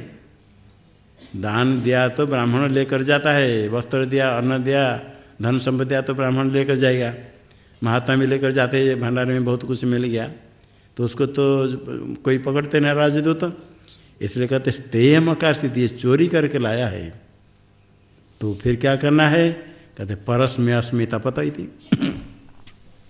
परस्म अस्मि तपत, परसु लोहा, परसु है, लोहा को गर्म करो, लाल हो जाएगा। लाल होने के बाद कहेगा पकड़ो इसको, हाथ में पकड़ो। ऐसे अग्नि तो जला देगी ही, किंतु कुछ ऐसे मंत्र आदि करेंगे। अभी भी कुछ मंत्र करते हैं तांत्रिक लोग, किसी के सर पीठे में थाली लेकर लगा देंगे और सच बोलेगा तो थाली निकलेगा, नहीं तो थाली पकड़ रहेगा पीठे में। जब तक सत्य नहीं बनेगा थाली ऐसे लगा रहेगा, पीठे में लग रहेगा। चाकू आदि कोई लगा देते हैं, चिमटा आदि पकड़ लिया। सच बोलेगा तो छोड़ेगा, नहीं तो छोड़ेगा नहीं, पकड़ खींचेगा, खींच नहीं सकता है, खोल नहीं सकता है। इसी प्रकार कोई मंत्र आदि उपयोग करेंगे तो अग्नि को पकड़ो, परस्वत्मि तपत सदि तस्य कर्ता भवति। यदि चोरी करके ततेव बोलता है, कहेगा मैंने चोरी की, नहीं हमने नहीं चोरी की, हमने चोरी नहीं के कारण से क्या होगा? अनृतम आत्मान कुरुते, मिथ्या भाषण करता है। स अनृत अभिसंधो, अन्न मिथ्या में अभिसंधि है, और अनृतेन आत्मान अंतर्धाय, मिथ्या भाषण करके अपन को छिपाना चाहता है। मैंने चोरी नहीं की, मैं तो उधर गया ही नहीं, मैं तो घर में था कल, तो चोरी करके ला करके कहीं छिपा कर रखा है। बोला मेरे पास कहाँ है, देखो हमारे घर में कुछ नहीं, मैं तो नहीं गया, और कहीं मिट्टी में गाड़ कर रखा है। झूठ बोल करके अपने को छिपाना चाहता है। और कहे पकड़ो परसों, और पकड़ लेता है, मुँह से पकड़ लेता है। परसों तप्तम प्रतिगृह्णाति, तप तो परसों ग्रहण कर लेता है तो हाथ जलेगा। सदह्यते, हाथ जब जल गया तो समझते है तुमने चोरी किया, मारो पिटो, अथ हन्यते, सब पिटते। कभी पिटाई करते, कभी खड़ग से शिरच्छेदन, मरता है। अथ यदि तस्या कर्ता भवति ततैव सत्यम आत्मानं कुरुते स सत्याभिसन्धः सत्येन आत्मानमन्तर्धाय परशुं तप्तं प्रतिगृह्णाति स न दह्यते अथ मुच्यते। अथ यदि तस्य कर्ता, चोरी नहीं क्या हो, ततैव सत्यम आत्मानं कुरुते, क्या नहीं मैंने नहीं लिया। स सत्याभिसंध, सत्य में उसके अभिसंध, सत्य भाषण करता है तो सत्य करके अपने को छिपाता है। आत्मानम अंतर्धाय, एक तो झूठ बोल कर छिपाना चाहता है, ये सच बोल करके परसुम तप्तम प्रतिगृह्णाति, लाल है परशु को ग्रहण कर लेता है। ऐसे कुछ मंत्र करने का ना, स न दह्यते, जलता नहीं है।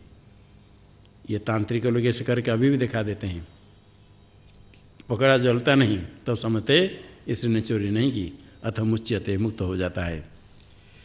दोनों में सत संपत्ति एक है, अज्ञानी ज्ञानी एक में सत्य अभिसंधि अहम ब्रह्म ऐसे ज्ञान हो गया और मुक्त हो गया, और एक क्या है अज्ञान है, ज्ञान नहीं हुआ।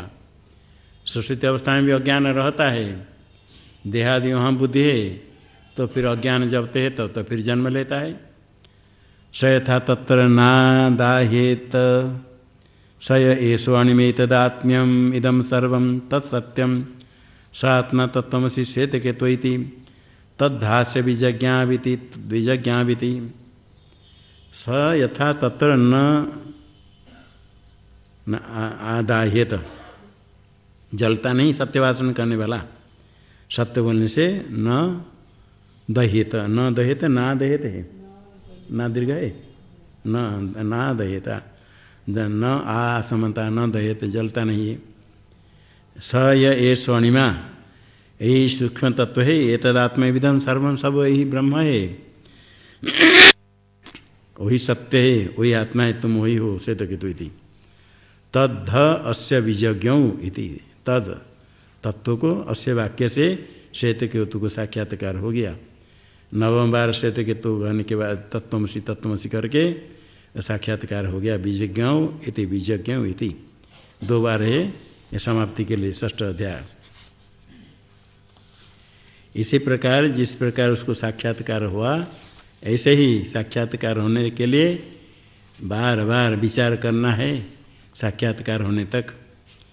वही है कार्यकरण संघात में प्रविष्ट है परब्रह्म, नाम रूप व्याकरण करने के लिए प्रारंभ किया गया था। जैसे दर्पण में प्रतिबिंब दिखता है, जल में प्रतिबिंब दिखता है, इसी प्रकार ही ब्रह्म इस रूप से अभिव्यक्त हुआ चिदाभास है, उसमें दिखता है। ये चिदाभास के साथ संबंध होकर के पूरा शरीर में चेतना अहम बुद्धि होती है। शुद्ध अधिष्ठान तत्व तो है, वही परब्रह्म है, सर्वत्र विद्यमान है, एक ही है, किंतु अज्ञानी के कारण देहादि में अहम बुद्धि करता है। तब जब तत्त्वमसि आदि अंतःकरण शुद्ध होने पर आचार्य वाक्य श्रवण करता है तो सदैव हम अस्मि ऐसे साक्षात्कार हो जाता है।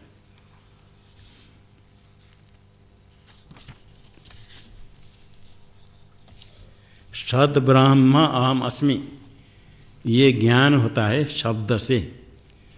ऐसे कोई कहते शब्द से तो परोक्ष ज्ञान होगा, अपरोक्ष ज्ञान नहीं होगा। शब्द का स्वभाव है, शब्द से परोक्ष ज्ञान होता है। शब्द का तो प्रत्यक्ष होता है। नद्यास्तीरे पंच फलानि सन्ति, नदी अब यहाँ से नहीं दिखती ना, फल प्रत्यक्ष होता है, किंतु शब्द का प्रत्यक्ष हो गया, अर्थ का परोक्ष ज्ञान होता है। तो तत्त्वमसि आदि शब्द से ब्रह्म का ज्ञान कैसे होगा, परोक्ष होगा अपरोक्ष होगा। कोई कहते पहले परोक्ष ज्ञान होता है, उसके बाद सब मनन निधिध्यासन करेंगे तो अपरोक्ष होगा। किंतु अपरोक्ष ज्ञान होगा तो किससे होगा, शब्द से होगा या किससे होगा? वाचस्पति मिश्र कहते मन से अपरोक्ष ज्ञान होगा। न्याय मत में मन से ज्ञान होता है, शब्द से परोक्ष ज्ञान होता है।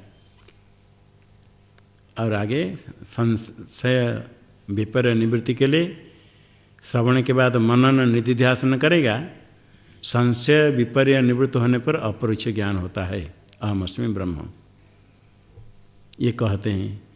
किंतु विवरणकार कहते हैं मुख्य मत है यत् साक्षात अपरोक्षात ब्रह्म, शब्द से ब्रह्म का अपरोक्ष होता है।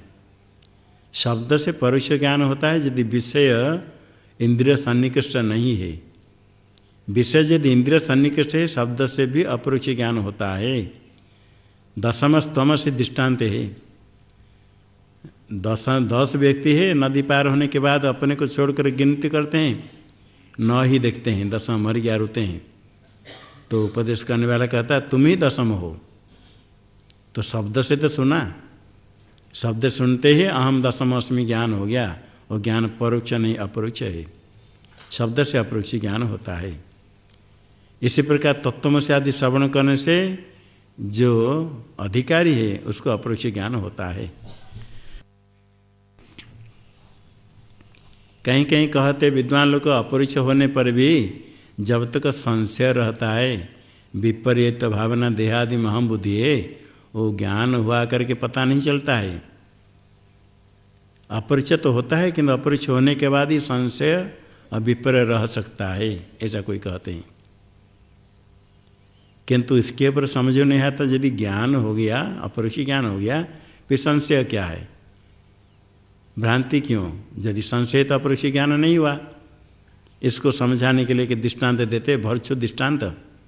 राजा का प्रिय मंत्री था भर्चु नाम का, उसके सेनापति आदि उसके द्वेष करके विदेश जाते समय उसको मरवाने के लिए दस्युओं को रुपया दे दिया, इसको मार दो। रुपया तो ले गए उन्होंने, सोचा इसे अच्छे मंत्री इसको क्यों मारेंगे, उसको नहीं मार करके दूसरे किसी का सिर आकर दिखा दिया, वो मर गया, मार दिया, रुपया नहीं ले लिए, बहुत रुपया। भर्चु तो मरा नहीं था, विदेश गया, बहुत दिन के बाद वापस आया, बहुत दिन के बाद आना था। जब आया ये सेनापति उसका मंत्री बन गया था, सेनापति आदि अन्य लोग कोई थे मंत्री बन गया था। वो देखा था अभी जब भर्चु आ जाएगा तो उसका शिरच्छेद हो जाएगा, तो उसको क्या क्या लोगों को लगा दिया, वो नगर के अंदर उसको आने नहीं दो, दूर में उसको पत्थर फेंको, दूर में हट जाए, भगा दो। तो फिर सब लोग रह गए, दूर में से उसको हटा भगाए, नहीं आ पाया। और खाना पीना नहीं, भूखा रह करके दूर में रहा, सोना खाना पीना कुछ नहीं। सत्य व्यक्ति भी यदि खाना पीना छोड़ करके बाहर लेटेगा, वो भी प्रेत जैसे दिखेगा। तो ये बता दिया कि देखो भर्चु, राजा को बताया भर्चु मर गया, उसका प्रेत आत्मा आया है आपको मारने के लिए, आपका विरोधी था, वो तो आपको मार करके राजा बनना चाहता था। राजा बड़े दुखी हो गया था जब भर्चु मर गया सुनगा, किंतु अभी सुना कि भर्चु तो मर गया था, उसका प्रेत आया है। तो राजा को डर लगा, आया मारने के लिए, प्रेत आत्मा आया, बचना मुश्किल है, मारने के लिए आया, शत्रु था मेरा, कितने में उसको प्रेम करता था, कितने में बढ़िया व्यक्ति था। तो भी अंदर से थोड़ा सा तो पिछले सब जब घटना का स्मरण होता था, थोड़े दया भी आती थी। भर्चु तो बहुत अच्छा था, प्रेत आकर मारने के लिए आया, कैसे? सबसे पूछा, सब के हाँ वो तो हमेशा दिखता है। तो राजा के मन में थोड़ा दूर से देखने के देखा, दूर से कोई भर्चु ने फिर किसको बताया, थोड़ा राजा का मैं देखना चाहता हूँ, दूर से थोड़े बात करना चाहता हूँ, थोड़े एक बार देख लूँ फिर मैं चला जाऊँगा, मैं कुछ अनिष्ट करने के लिए नहीं आया, मैं कुछ नहीं हूँ, मैं भर्चु हूँ, मरा नहीं। ऐसे ऐसे किसी प्रकार कोई लोग सुने, लोग कोई उसके प्रिय होते, कोई पास में चले गए, शाम के रात को जाकर पास में पूछे, बोला मैं तो मरा नहीं है। तो यहाँ तो कहते कि वो मर गया, तो नहीं मरा नहीं, प्रेत नहीं, से कह के राजा को खबर मिल गया। राजा को फिर थोड़ा सोच कर गए, किंतु अंदर उसको भय है, भर्चु मर गया था, उसका प्रेत आत्मा आया है। थोड़े पास में जाते हैं, भर्चु को देखते हैं, पहचान लिया भर्चु है, ठीक है। भर्चु को देखते हैं राजा, और जो भर्चु का ज्ञान होता है राजा को प्रत्यक्ष है या परोक्ष है? प्रत्यक्ष ज्ञान होता है। इधर भय लगता है उसके पास जाने के लिए, क्योंकि भर्चु मर गया है, उसका प्रेत आत्मा आया है, ये विपरीत भावना है। अरे कभी कभी संशय होता है, क्या है, भर्चु है या प्रेत है? भर्चु को प्रत्यक्ष देखने के बाद भी संशय हो सकता है या नहीं हो सकता है? संशय होता है, पता नहीं ये भर्चु है या प्रेत है। और विपरीत भावना, ये तो प्रेत है, डर कर फिर वापस आ जाता है। फिर धीरे धीरे पास में जाता है, विचार करके फिर उसका संशय विपरीत भावना नष्ट हो गया, तो उस भर्चु को प्राप्त कर लिया राजा। अभी भर्चु को देखा, पहले भी भर्चु को देखा था, अभी जो देखा है प्रत्यक्ष, पहले जो देखा था प्रत्यक्ष, ये दोनों ज्ञान में भेद है। पहले जो भर्चु को देखा था, अभी जो बाद में देख रहे, ये दूसरा भर्चु है या वही भर्चु है? तो जो चाक्षु से प्रत्यक्ष होता है, कोई अलौकिक प्रत्यक्ष, नया कोई प्रत्यक्ष हुआ, जैसे प्रत्यक्ष भी भर्चु दिखता है, पहले ऐसे दिखता था या नहीं? या अभी कुछ अलग दिखेगा? सोना चांदी, केवल उसका संशय विपरीत भावना नष्ट हो गई। किंतु भर्चु को जो देखता था, जैसे दिखता था, अभी भर्चु ऐसे दिखता है, या थोड़ा गोरा हो जाएगा, मोटा हो जाएगा, स्वस्थ हो जाएगा, जैसे दिखता था ऐसे देखने पर भी संशय विपरीत भावना नष्ट हो गई। ये कहते दृढ़ अपरोक्ष। पहले तो अपरोक्ष था, पहले कोई परोक्ष नहीं था, प्रत्यक्ष था, अभी दृढ़ हो गया। तो ये कोई कोई कहते अपरोक्ष तो पहले से होता है, किंतु संशय विपर्य जब तक है तब तक दृढ़ नहीं है। मनन निधिध्यासन करके संशय दूर होगा तो दृढ़ अपरोक्ष होता है। पहले अपरोक्ष होने पर भी दृढ़ नहीं तो वहाँ कोई लोग विद्वान लोग कहते अपरोक्ष अपरोक्ष कहने पर भी अपरोक्ष जैसे तो लगता नहीं है, इसलिए उसको परोक्ष शब्द से कह देते हैं। वो जानते हैं ये अपरोक्ष, फिर भी अपरोक्ष जैसे लगता नहीं तो पहले परोक्ष कहेंगे आगे अपरोक्ष कहेंगे, वही वाक्य से ज्ञान होता है। और कोई कोई पहले से परोक्ष अपरोक्ष कहेंगे आगे किंतु क्या कहेंगे दृढ़ अपरोक्ष। पहले अपरोक्ष होने के बाद भी प्रतिबंधक है, प्रतिबंध के संशय और विपरीत भावना में देह में अहम बुद्धि, ये प्रतिबंधक है। प्रतिबंधक नष्ट हो गया वही ज्ञान है अपरोक्ष। किसी भी प्रकार हो परोक्ष अपरोक्ष शब्द प्रयोग कभी भी हो, संशय विपर्य रहित ज्ञान ही अज्ञान का निवर्तक है। जब पहले ज्ञान हो जाए अपरोक्ष कहो तो कोई बात नहीं, संशय विपर्य है तो अज्ञानी की निवृत्ति नहीं होगी। संशय विपर्य रहित ज्ञान से अज्ञानी की निवृत्ति होती है। संशय विपर्य निवृत्ति के लिए मनन करना पड़ता है। मनन के बाद निधिध्यासन विपरीत भावना की निवृत्ति के लिए जितने जितने अंतःकरण अशुद्ध है इतने इतने निधिध्यासन की आवश्यकता है विपरीत भावना निवृत्ति के लिए। किंतु मनन करने के बाद ही निधिध्यासन होता है। मनन के द्वारा संशय निवृत्त नहीं हो तो ब्रह्माकार वृत्ति नहीं होती है। ब्रह्म ज्ञान क्या चीज़ है? ब्रह्म साक्षात्कार, ब्रह्म साक्षात्कार, ब्रह्म ज्ञान आँख से दिखेगा नहीं ब्रह्म, अरूप है, त्वगिंद्र से भी ग्रहण नहीं होता है, वो शब्द से उसका साक्षात्कार होगा। ब्रह्म अपने से भिन्न है कोई क्या? अपना स्वरूप है। आप अपने को जानते हो, मैं हूँ करके ज्ञान है आपको। आलोक चाहिए जानने के लिए, आँख खोलना पड़ता है। कभी संशय होता है मैं हूँ अथवा नहीं हूँ, मैं नहीं हूँ, कहीं भ्रांति होती तो परोक्ष होता है, अपरोक्ष मैं हूँ करके ज्ञान बिल्कुल कोई अन्य प्रमाण की आवश्यकता नहीं, अपना स्वरूप है। इसी प्रकार शब्द प्रमाण से ज्ञान होगा अहम अस्मि परम ब्रह्म नित्यम शुद्धम अभिक्रियम चिद्रूप से न में जन्म कुतो मृत्युर्जरा मयो। चिद्रूप में हूँ, जन्म नहीं तो मरण कहांगा, जरा व्याधि नहीं है, शुद्ध ब्रह्म में हूँ, ऐसा निश्चय हो जाएगा। अभी आपको सबको निश्चय है मैं मनुष्य हूँ करके, बीच में सोचना पड़ता है मैं मनुष्य हूँ, रटना पड़ता है मैं मनुष्य हूँ। इसी प्रकार जिसको ज्ञान हो जाता है अहम अस्मि ब्रह्म अहम ब्रह्मास्मि, इसको रटने की आवश्यकता नहीं। अहम ब्रह्मास्मि नहीं रटेगा तो और क्या रटेगा? दूसरे कुछ रटेगा? सोहम शिवहम रटेगा? कुछ आवश्यकता नहीं। ज्ञान हो गया मैं ब्रह्म, कोई से बोलना नहीं पड़ता है, दृढ़ निश्चय हो गया। ये ज्ञान है क्या चीज़ है? घट ज्ञान होता है। घट ज्ञान जो घट आपको दिखता है ये चक्षु से घट का प्रत्यक्ष होता है। चक्षु का संबंध होता है घट के साथ। अंतःकरण चक्षु आदि छिद्र के द्वारा घट देश में जाता है। अंतःकरण का परिणाम उसको कहते वृत्ति। जैसे किसी बर्तन में, बड़े घड़ा में, बड़े जल पात्र, बड़ा टांकी है, पानी रखा, उसमें छेद हो गया तो पानी निकल कर गिरता है, ऐसे जाता है। उसी पानी को लोटा गिलास कटोरा रखो भर जाता है। जितने आकार है तदाकार जल हो जाता है भर करके। इसी प्रकार ये छिद्र है चक्षुरादि इंद्रिय, शरीर को मानो घड़ा, अंतःकरण जल जैसे है। चक्षुरादि छिद्र के द्वारा अंतःकरण जा करके विषय देश में व्याप्त हो जाता है। ये पुष्प के साथ संबंध हुआ, ये अंतःकरण जाकर तदाकार बन गया।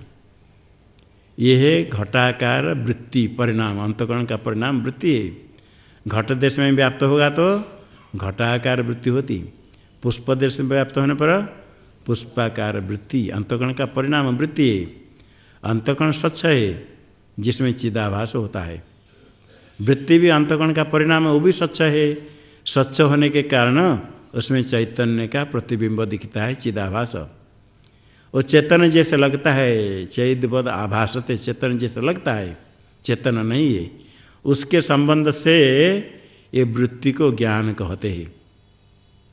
वस्तुतः ज्ञान ते के सत्यम ज्ञानम अनंत ब्रह्म, एक ही ब्रह्म ज्ञान रूप है, मुख्य है। अंतःकरण वृत्ति में चैतन्य का प्रतिबिंब दिखने से उसको भी ज्ञान शब्द से कह देते, वही कहते घट ज्ञान। अंतःकरण वृत्ति चिदाभास विशिष्ट वृत्ति है घट ज्ञान। ये वृत्ति जाती है घट देश में, उसके साथ चिदाभास भी रहता है। चिदाभास के बिना वृत्ति केवल नहीं है, चिदाभास विशिष्ट वृत्ति दोनों जा करके घट देश में वृत्ति के द्वारा घट आवरण अज्ञान नष्ट हो जाता है। और वृत्ति में जो चिदाभास है, वृत्ति प्रतिफलित चैतन्य, वो घट जड़ होने के कारण उसको प्रकाश करता है। ये वृत्ति का संबंध वहाँ घट देश के साथ, और वृत्ति का संबंध व्याप्ति है, वृत्ति व्याप्ति है घट में। अब वृत्ति में चैतन्य का प्रतिबिंब होने से फल, चैतन्य के प्रतिबिंब को फल कहते हैं, फल का भी संबंध है। जैसे दीवार में तेल पानी मिला लगा दिया, उसे प्रतिबिंब दिखता है। घट में चैतन्य का प्रतिबिंब नहीं होता था, किंतु अंतःकरण वृत्ति चारों तरफ सब व्याप्त हो जाने से उसमें चैतन्य का प्रतिबिंब हो गया, तो फल है चिदाभास, तो फल का भी संबंध घट के साथ हो गया। तो घट ज्ञान में वृत्ति चिदाभास दोनों जा करके वृत्ति के द्वारा आवरण नष्ट होता है और फल घट को प्रकाश करता है। वृत्ति व्याप्ति फल व्याप्ति दोनों है। यदि यहाँ एक दीप रखेंगे, बाहर अंधकार होगा तो दीप दिखेगा? दीप है अग्नि प्रज्वलन करने के बाद उसको दीप कहते, बर्तन पात्र को नहीं। दीप प्रकाश है, उसको देखने के लिए बाह्य प्रकाश की आवश्यकता है नहीं। दीप को यदि ढाक देंगे किसी से तो दीप दिखेगा? बाहर अंधकार है तो दिखेगा? बाहर प्रकाश हो तो बोलो सब, बाहर प्रकाश जलाएंगे तो दीप दिखेगा ना? नहीं। अंधकार में तो दिखेगा? नहीं दिखेगा, क्योंकि आवरण है। अच्छा, आवरण को यदि हटा देंगे दिखेगा? आवरण हटाएं तो दीप दिखेगा? बाहर अंधकार है तो प्रकाश है तो दिखेगा। अच्छा, एक दीप के ऊपर घट को ढक दिया, अंधकार होने पर घट दिखेगा? घट दीप के ऊपर घट ढका हुआ, दीप बिल्कुल दिखता नहीं, घट ढक दिया, वो घट अंधकार में दिखेगा ना? नहीं। प्रकाश जलाए हैं? नहीं, नहीं को जोर से बोलो। नहीं अंदर रहता है, दिखेगा? नहीं दिखेगा। अच्छा, घट है, यदि प्रकाश जलाएंगे तो घट दिखेगा? अधिक प्रकाश जलाएंगे तो दिखेगा? घट दिखेगा। घट को देखने के लिए घट के ऊपर एक कपड़ा ढक दो। अभी प्रकाश नहीं तो घट दिखेगा? प्रकाश जलाएंगे तो दिखेगा? प्रकाश जलाएंगे तो घट के ऊपर कपड़ा ढका हुआ है, आवरण है, तो घट दिखेगा ना? नहीं। तो घट को देखने के लिए बताओ, प्रकाश चाहिए या आवरण को हटाना चाहिए?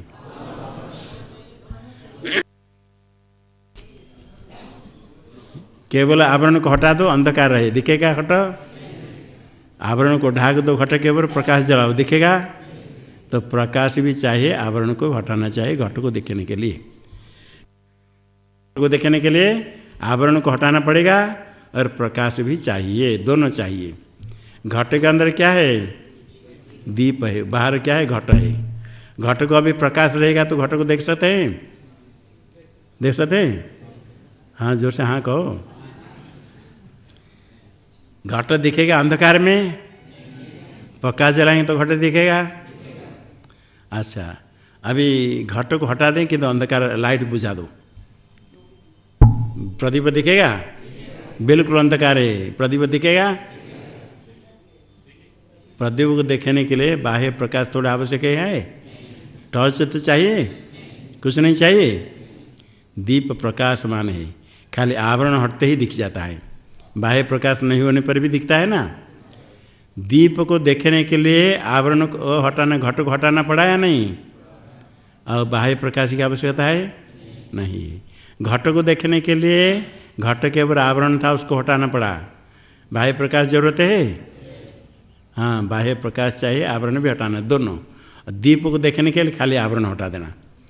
इसी प्रकार घट को जो देखते घट ज्ञान होता है, घटाकार वृत्ति से घट आवरण हट गया और घट को प्रकाश करने के लिए वृत्ति में जो प्रतिफलित चैतन्य है, फल है, वो घट को प्रकाश करता है। तो घट में वृत्ति व्याप्ति भी है और फल व्याप्ति भी है, फल का भी संबंध है। ब्रह्म ज्ञान जो होगा, ब्रह्माकार वृत्ति, अहम अस्मि ब्रह्म, अंतःकरण का परिणाम है। ब्रह्माकार वृत्ति होने पर अज्ञान की निवृत्ति होती है, ब्रह्म का अज्ञान नष्ट होने के बाद ब्रह्माकार वृत्ति में चैतन्य का प्रतिबिंब तो होता है, फल तो रहता है, किंतु ब्रह्म को वह प्रकाश नहीं करेगा। उसी ब्रह्म स्वयं प्रकाश ब्रह्म को साक्षात्कार करने के लिए वृत्ति प्रतिफलित चैतन्य की आवश्यकता है नहीं, वो स्वयं प्रकाश है। वृत्ति में चैतन्य का प्रतिबिंब रहेगा, किंतु उसके द्वारा ब्रह्म में कुछ अधिक प्रकाश नहीं आएगा, ब्रह्म प्रकाशमान। जैसे दिन में रात में एक प्रकाश जलाया, दीप जलाया, लालटेन जला कर रख दिया बाहर, और प्रकाश करता है। सूर्य उदय होने के बाद लालटेन रहेगा ना, बुझ जाएगा। रहने के बाद भी वो प्रकाश नहीं करता है। अथवा दर्पण सूर्य में किरण में रखो, उसका प्रतिबिंब दीवार में दिखेगा, उसी दर्पण को सूर्य को ओर कर दो, ये दर्पण का प्रतिबिंब सूर्य में जाकर सूर्य को थोड़ा प्रकाश कर देगा। दर्पण में सूर्य का प्रतिबिंब होने पर भी वो जैसे प्रकाश नहीं करेगा सूर्य को। दिन में रात में प्रकाश करने वाला दीप सूर्य उदय होने पर रहने पर भी वो सूर्य को प्रकाश नहीं करता है। ठीक इसी प्रकार ब्रह्माकार वृत्ति में जो चैतन्य का प्रतिबिंब चिदाभास है, वो प्रकाशमान तो है, किंतु ब्रह्म को प्रकाश नहीं कर सकता है। इसलिए ब्रह्म में फल का भी फल संबंध, वृत्ति प्रतिफलित चैतन्य फल, उसका संबंध व्याप्ति नहीं है। वृत्ति प्रतिफलित चैतन्य के कारण अतिशय आधिक्य, कुछ अधिक प्रकाश ब्रह्म में नहीं आता है। इसलिए ब्रह्म में वृत्ति व्याप्ति है या नहीं? वृत्ति व्याप्ति है, फल व्याप्ति नहीं है। फल व्याप्ति का अर्थ वृत्ति प्रतिफलित चैतन्य को कहते फल, उसका संबंध केवल नहीं तज्जन्य अतिशय, फल के कारण कुछ अतिशय ब्रह्म में नहीं होता है। तो वृत्ति व्याप्ति है, किंतु फल व्याप्ति ब्रह्म में नहीं है। ये ब्रह्म ज्ञान मन में, मन के द्वारा होता है, वृत्ति व्याप्ति है, इसलिए मन सेवान द्रष्टव्यम। जहाँ अवांग मनुष्य गोचर कहते हैं, मन के द्वारा ब्रह्म प्रकाशित नहीं होता है, अर्थात फल व्याप्ति नहीं है। अप्रमेय जन्मनसा न मनुते, ये सब जितने श्रुति निषेध करती है, फल व्याप्ति का निषेध करते हैं। अदृश्यते त्वग्रया बुद्ध्या मन सेवानुद्रष्टव्यम, ये सब श्रुति कहती वृत्ति व्याप्ति का समर्थन करती है। वृत्ति व्याप्ति है, फल व्याप्ति नहीं। ब्रह्माकार वृत्ति के द्वारा अज्ञान निवृत्ति होती है। कहते ब्रह्म का आकार क्या मालूम है?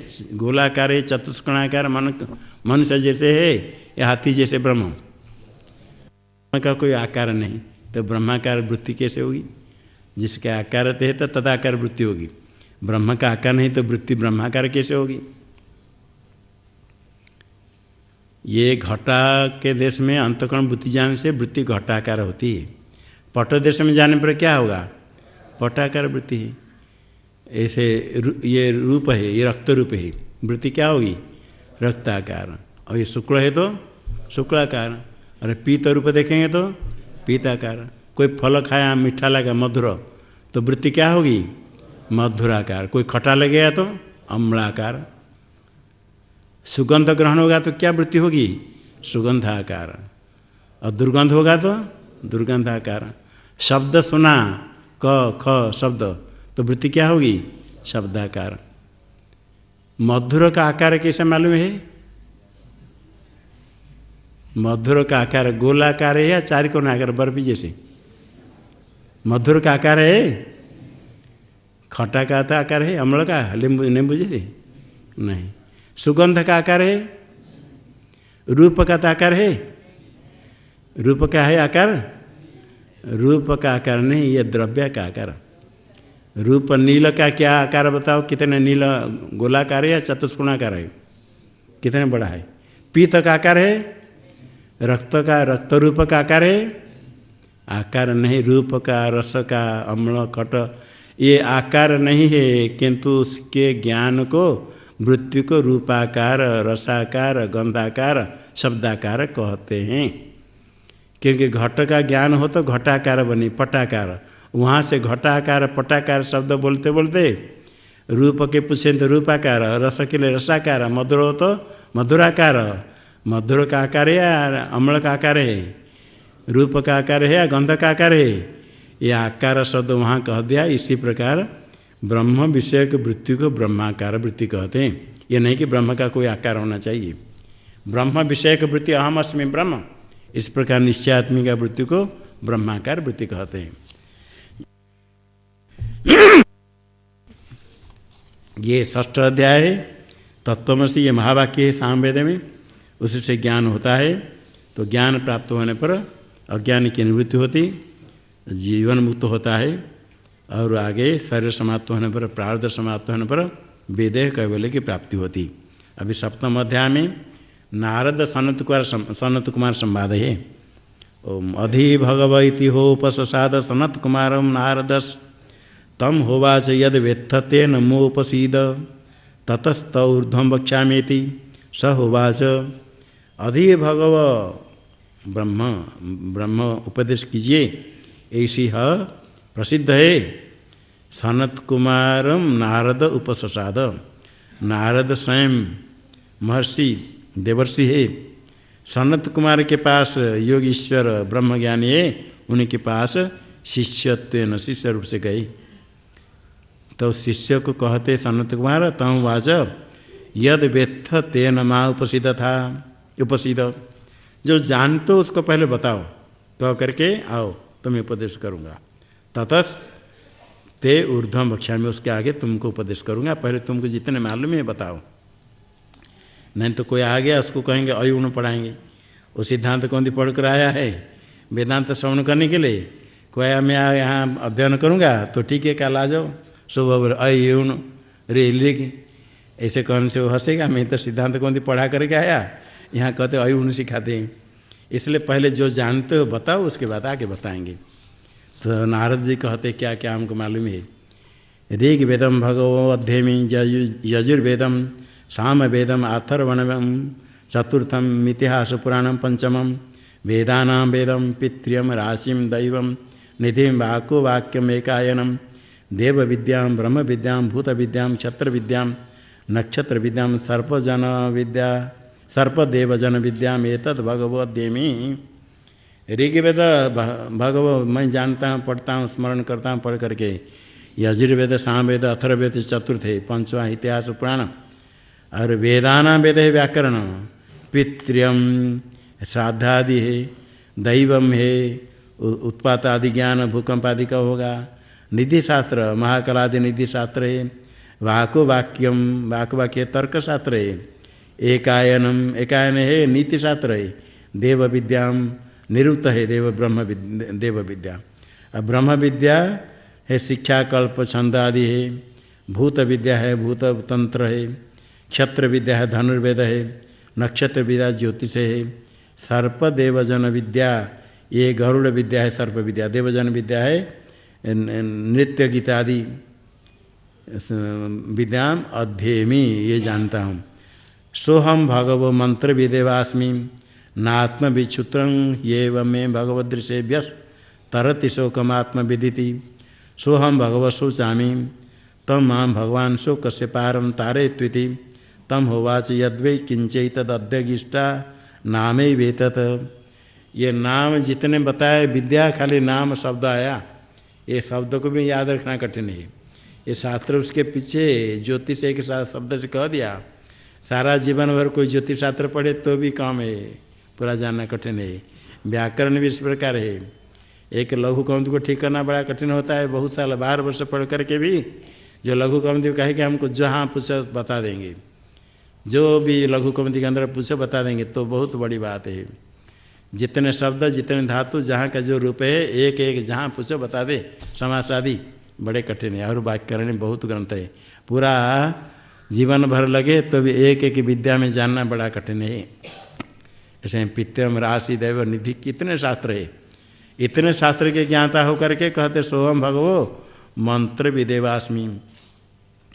मंत्र शब्द अर्थों के केवल जानता हो और इसके जो न आत्मविद आत्मज्ञानी नहीं हूँ।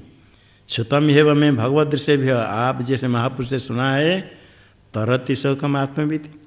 आत्मज्ञानी शोक पार, संसार को पार कर लेता है। शोक शब्द से संसार, मैं तो सोहम भगवत सोचा मैं शोक समुद्र में डूबा हूँ। ज्ञान नहीं होने के कारण तमाम भगवान शोक से पारम तारे, तो शोक के पार उतारिए ज्ञान प्रदान करके, अज्ञान निवृत्ति करके। इति तम होवाच यद्वे किंचे तद अध्यगिष्टा नाम एवेतत्। तुमने जितने पढ़ा है, समझ लिया है, ये सब तो शब्द है, नाम है। नाम ही केवल वाचारंभण विकारण नाम दे करके शब्द ही पढ़ा, कुछ नहीं है। नाम वारिकी वेदो यजुर्वेद साम वेद अथर्वण चतुर्थ इतिहास पुराण पंचमो वेदानां वेद पितृराशिर्दैव निधि वाक्वाक्यम एकायनम देव विद्या ब्रह्म विद्या भूत विद्या क्षत्र विद्या नक्षत्र विद्या सर्प देवजन विद्या नामे वेतत् नामोपास्वेति। ये सब जितने हैं सब का नाम बता दिया।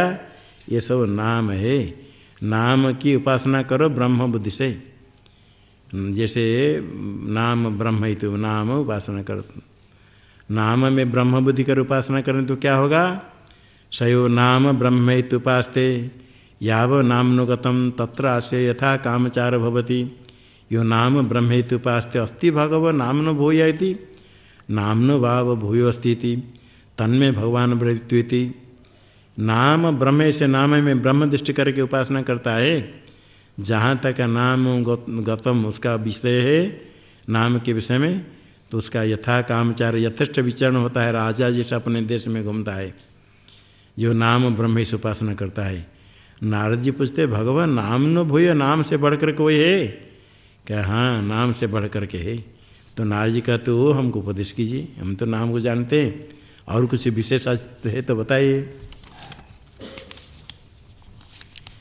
वाग बाब नाम न भूयसी वाग बारीक वेदम विज्ञापयति यजुर्वेदम साम वेदम आथर्वणम चतुर्थम इतिहास पुराणम पंचमम वेदानां वेदम पितृम राशिम दैवम निधिं वाक्यो वाक्यम एकायनम देव विद्यां ब्रह्म विद्यां भूत विद्यां क्षत्र विद्यां नक्षत्र विद्यां सर्प देवजन विद्यां दिवं च पृथिवीं च वायुं च आकाशं च आपश्च तेजश्च देवांश मनुष्यांश पशुंश वयांसी च तृणवनस्पतिं स्वापदान्या कीटपतंगा पिपीलिकं धर्मं चाधर्मं च सत्यं चानृतं च साधु चासाधु च हृदयज्ञं चाहृदयज्ञं च यद्वै वांग न भविष्यन् न धर्मो व्यज्ञापयिष्यन् न सत्यं नानृतं न साधु नासाधु न हृदयज्ञो वागेवेत सर्वं विज्ञापयति वाचम उपास्वेति।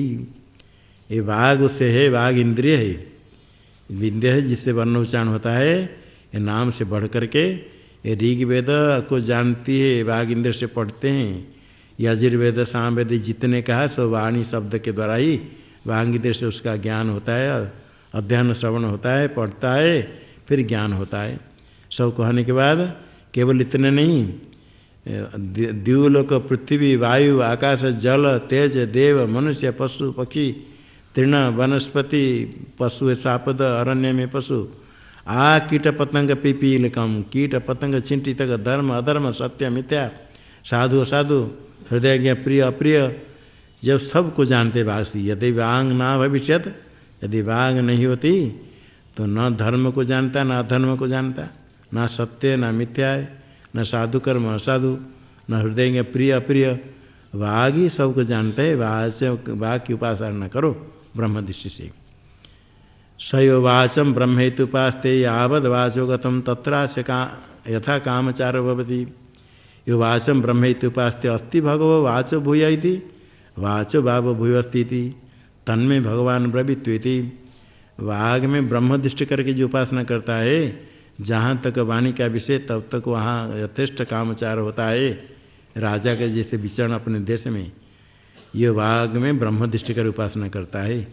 नारद जी कहते भगव वाचो भूय अस्ति, वाग से भी बढ़कर कोई अधिक है? बोले हाँ है ही, वाग भूय अस्त्यव, वाव का तेव। कहते तन में भगवान ब्रवीतो कहिए। सनत कुमार उपदेश करते मनोभाववाचो भूयो यथा वै द्वे वामलके द्वे वा कोले दो वाक्यो मुष्टिरनुभवति एवं वाचम च नाम च मनो अनुभवति सदा मनसा मनस्यति मंत्रान अधीयेत तथा अधीते कर्माणि कर्वीयेत अतः कुरुते पुत्रांश पशुंचैच्छेत अत इच्छत इमं च लोकम अमुंचैच्छेत अत इच्छते मनो ही आत्मा मनो ही लोको मनो ही ब्रह्म मनो उपास्व।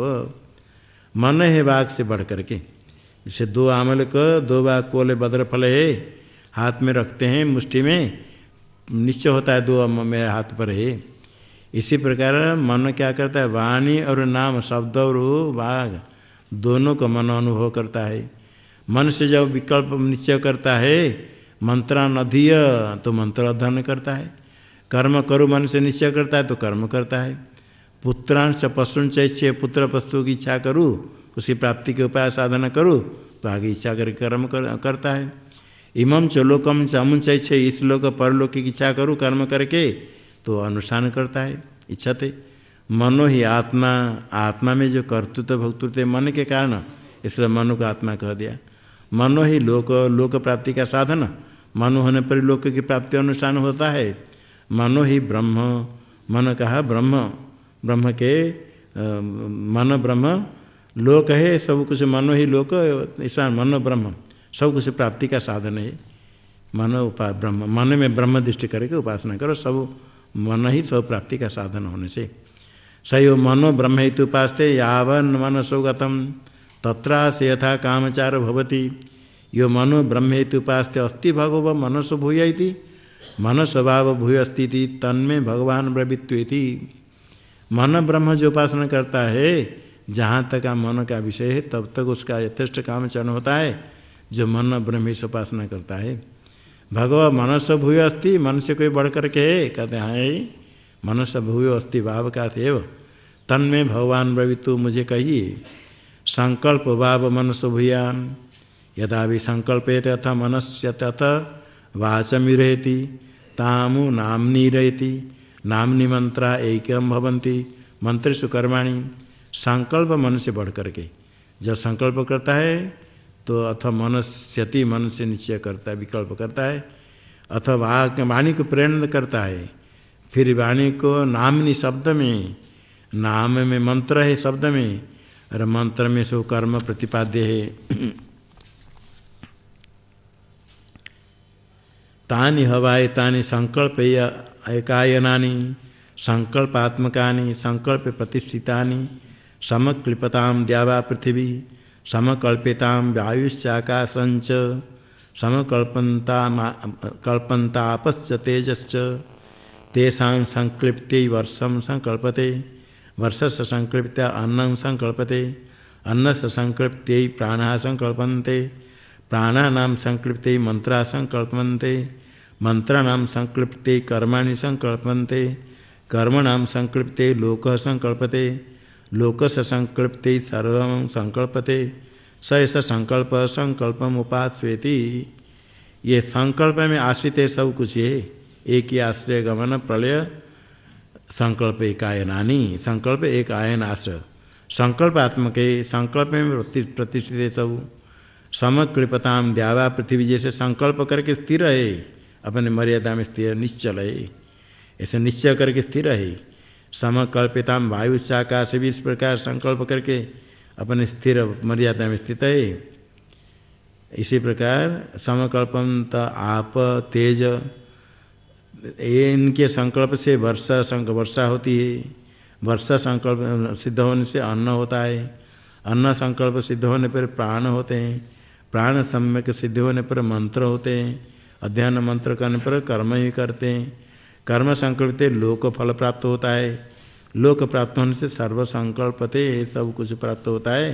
संकल्प की उपासना करो, सब कर्म करके सब कर्म फल प्राप्त करते हैं, सारे जगत स्वरूप की जगत की स्थिति होती, इसे संकल्प पूर्वक सय संकल्पम ब्रह्मेति उपास्ते संकल्पतान वे स लोकान ध्रुवान ध्रुव प्रतिष्ठितान प्रतिष्ठितो अभ्यथमानान अभ्यथमान अभिषेध्यति यावत् संकल्प से गतम तत्रा से यथा कामचार भवति यह संकल्प ब्रह्मेति उपास्ते अस्ति भगव संकल्पाद भूयति संकल्पाद भाव भूय स्थिति तन्मे भगवान ब्रवित्वेति।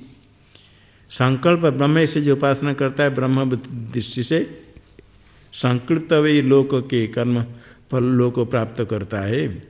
ध्रुव स्थिर होकर के प्रतिष्ठित लोक को प्राप्त करता है, ध्रुव होकर के ध्रुव को, स्थिर होकर के प्रतिष्ठित होकर प्रतिष्ठित लोक प्राप्त करता है। अव्यथमान स्वयं पीड़ा को प्राप्त नहीं करते है, व्यथित नहीं होकर के अव्यथमान रोग को प्राप्त करता है, स्वयं प्राप्त करता है। अभिसिद्धति प्राप्नोति। जब तक संकल्प का विषय है वहाँ यथेष्ट कामचरण होता है। जो संकल्प ब्रह्मेश उपासना करता है। नारद जी कहते अस्ति भगव संकल्पाद भूयति, संकल्प से बढ़ कर के है, कहते है संकल्प से भूय अस्ति अस्त्यव वाव तन्मे भगवान ब्रवीति, मुझे कहिए। सनत कुमार कहते चित्तम भाव संकल्पाद भूयो यदा वै चेतयते अथ संकल्पयते अथवा मनस्यते अथ वाचमिरहति तामु नाम्नि रहती नाम्नि मंत्रा एकम भवन्ति मंत्रेषु कर्माणि। चित्त संकल्प से बढ़ करके चित्त में निश्चय करता है तो संकल्प करता है, मन से विचार करता है, मन को वाणी में प्रेरणा करता है, फिर शब्द अध्ययन करता है, उसे मंत्र पढ़ता है, मंत्र में कर्म है। चित्त यहाँ है प्राप्त काल अनुरूप ज्ञान है, चित्त है इदम वस्तु प्राप्त है, इस प्राप्त काल के अनुसार ज्ञान होता है, चेतना वृत्ति है। तानि हवा एतानि चित्ते कायनानि चित्तात्मानि चित्ते प्रतिष्ठितानि तस्माद् यद्यपि बहुविध अस्तित्व भवति नायम अस्तित्व इनम आहुर यदयं वेद यद्वा अयं विद्वान् इत्थम अचित्तः स्याद् इति अथ विद्वान् नेत्थम अचित्तः स्याद् इति अथ यदि अल्प भी चित्तवान् भवति तस्मादेवोत शुश्रूषन्ते चित्तम हेवैषाम एकायनम चित्तम आत्मा चित्तम प्रतिष्ठा चित्तम उपास्वेति। ये सब चित्त में आश्रित है, चित्तात्मक चित्त में प्रतिष्ठित है। यद्यपि बहुविध अचित्तो भवति, बहु जानता है किंतु अचित्त है, समय पर नहीं बोल पाता है। यथा तो लोग क्या कहते हैं, लोग नायम अस्ति इत्येव एनमाह, कहते हैं नहीं मैं के बराबर नहीं है। यदयं वेद यद्वा अयम विद्वान न इत्थम अचित्त स्यात्, यदि जानता होता है विद्वान होता है तो अचित्त नहीं होता। अचित्त कुछ नहीं कर चुप रहा था, कुछ नहीं जानता है। अतः यदि अल्पविद, अल्प होने पर चित्तवान, समय पर जो आवश्यक कहता है जानता है, कहते तस्मै एवं तो सुसंदेश उसका सुनते हैं, सेवा करते कि जानता है। चित्तम हेव ऐसाम एकायनम, सबका आश्रय चित्त है। चित्तम आत्मा चित्त प्रतिष्ठा है, चित्त ऐसे ब्रह्म ऐसे उपासना करो। सयस चित्तम ब्रह्मेति उपास्ते चित्तान विश्वलोकान ध्रुवान ध्रुव प्रतिष्ठितान प्रतिष्ठितो अभ्यथमानान अभ्यथमान अभिसिद्ध्यति। यावत् चित्तस्य गतं तत्रासे यथा कामचार भवति यश्चित्तं ब्रह्मेति उपास्ते अस्ति भगवश्चित्ताद् भूयति चित्ताद् भाव भूय अस्ति तन्मे भगवान ब्रवीत्वेति। जो चित्त ब्रह्म से उपासना करता है चित्तान्वेष लोकान लोकों को प्राप्त करता है। ध्रुव होते ध्रुव लोक स्वयं ध्रुव स्थिर होकर के प्रतिष्ठित स्वयं होता है, प्रतिष्ठित लोक प्राप्त करता है। स्वयं व्यथित नहीं होकर के अव्यथमान व्यथा रहित लोक प्राप्त करता है, अभिसिद्ध्यति। जहाँ तक चित्त का विषय तो वहाँ तक यथेष्ट विचरण करता है जो चित्त ब्रह्म से उपासना करता है। अस्ति भगवत चित्ताद्भुय, चित्त से कोई बढ़ कर के है, कहते सनत कुमार है। नारद जी का तो उसको हम बताइए। ध्यान भाव चित्ताद्भुयो ध्यायतीव पृथ्वी ध्यायतीव अंतरिक्षम ध्यायतीव द्यौर ध्यायन्तीव आपो ध्यायन्तीव पर्वता ध्यायन्तीव देव मनुष्यास्तस्माद् य मनुष्याणां महत्तां प्राप्नुवन्ति ध्यानापादांसा इव ते भवन्ति अथ ये अल्पा कलहिन पिशुना उपपादिनस्ते अथ ये प्रभवो ध्यानापादांसा इव ते भवन्ति ध्यानम उपास्वेति। ध्यान चित्त से बढ़ करके जैसे शास्त्र में कहा गया ऐसे देवता आदि को विषय आलम्बन करके मन स्थिर होता है। ध्यान चिंतन है, अन्य विषय को छोड़ करके एकाग्र होकर के चिंतन करना, वो बढ़ करके ध्यायतीव पृथ्वी, पृथ्वी स्थिर है। जैसे कहते ध्यान करती, जैसे निश्चल होने के कारण निश्चल होना चाहिए, शरीर भी निश्चल, मन भी स्थिर हो जाए, ध्यान होता है। पृथ्वी स्थिर होने से ध्यान करती जैसे, अंतरिक्ष भी स्थिर है ध्यायती जैसे, देव स्वर्ग भी ध्यान करती जैसे, ध्यायन्ति वाप हो, जल भी स्थिर है अपने मर्यादा में जैसे ध्यान करती है। ध्यायन्ति व पर्वता, पर्वत में रह करके ध्यान करे, पर्वत को देखो, पर्वत स्थिर है, कितने बड़े बड़े पर्वत, इसी प्रकार स्थिर हो जाना चाहिए, ध्यान करते जैसे पर्वत। निश्चल होने से ध्यान करते जैसे कहा गया। ध्यायन्ति व देव मनुष्या, देव मनुष्य ध्यान करते जैसे। तस्माद् ये यह मनुष्याणां महत्तां प्राप्नुवन्ति, मनुष्य में धन से, विद्या से, गुण से महत्व को प्राप्त करते हैं, उसका कारण क्या है? ध्यान अपादांसाइव एव ते भवन्ति, ध्यान के प्राप्ति, ध्यान का फल लाभ, ध्यान फल प्राप्त होने से ही महत्व होता है। किसी प्रकार महत्व को प्राप्त करते वो ध्यान का ही फल है, ध्यान आपादन के अंश फल रूप। अथ ये अल्पा कलहीन पिशोना उपवादिन, जो ऐसा नहीं ध्यान नहीं करते हैं वो अल्प है, निकृष्ट है, कलह करने वाले, धन आदि महत्व को प्राप्त नहीं करते, वो विपरीत झगड़ा करने वाले, चिगुली करने वाले, पर दोष को देखने वाले। अपना कर्तव्य क्या है? नहीं दूसरे के दोष ढूंढना, किस लोगों को अच्छा लगता है। अपना कर्तव्य को नहीं करके दूसरे का दोष, दूसरे दोष दिन रात वही चिगुली करने वाला, ये होते हैं अल्प।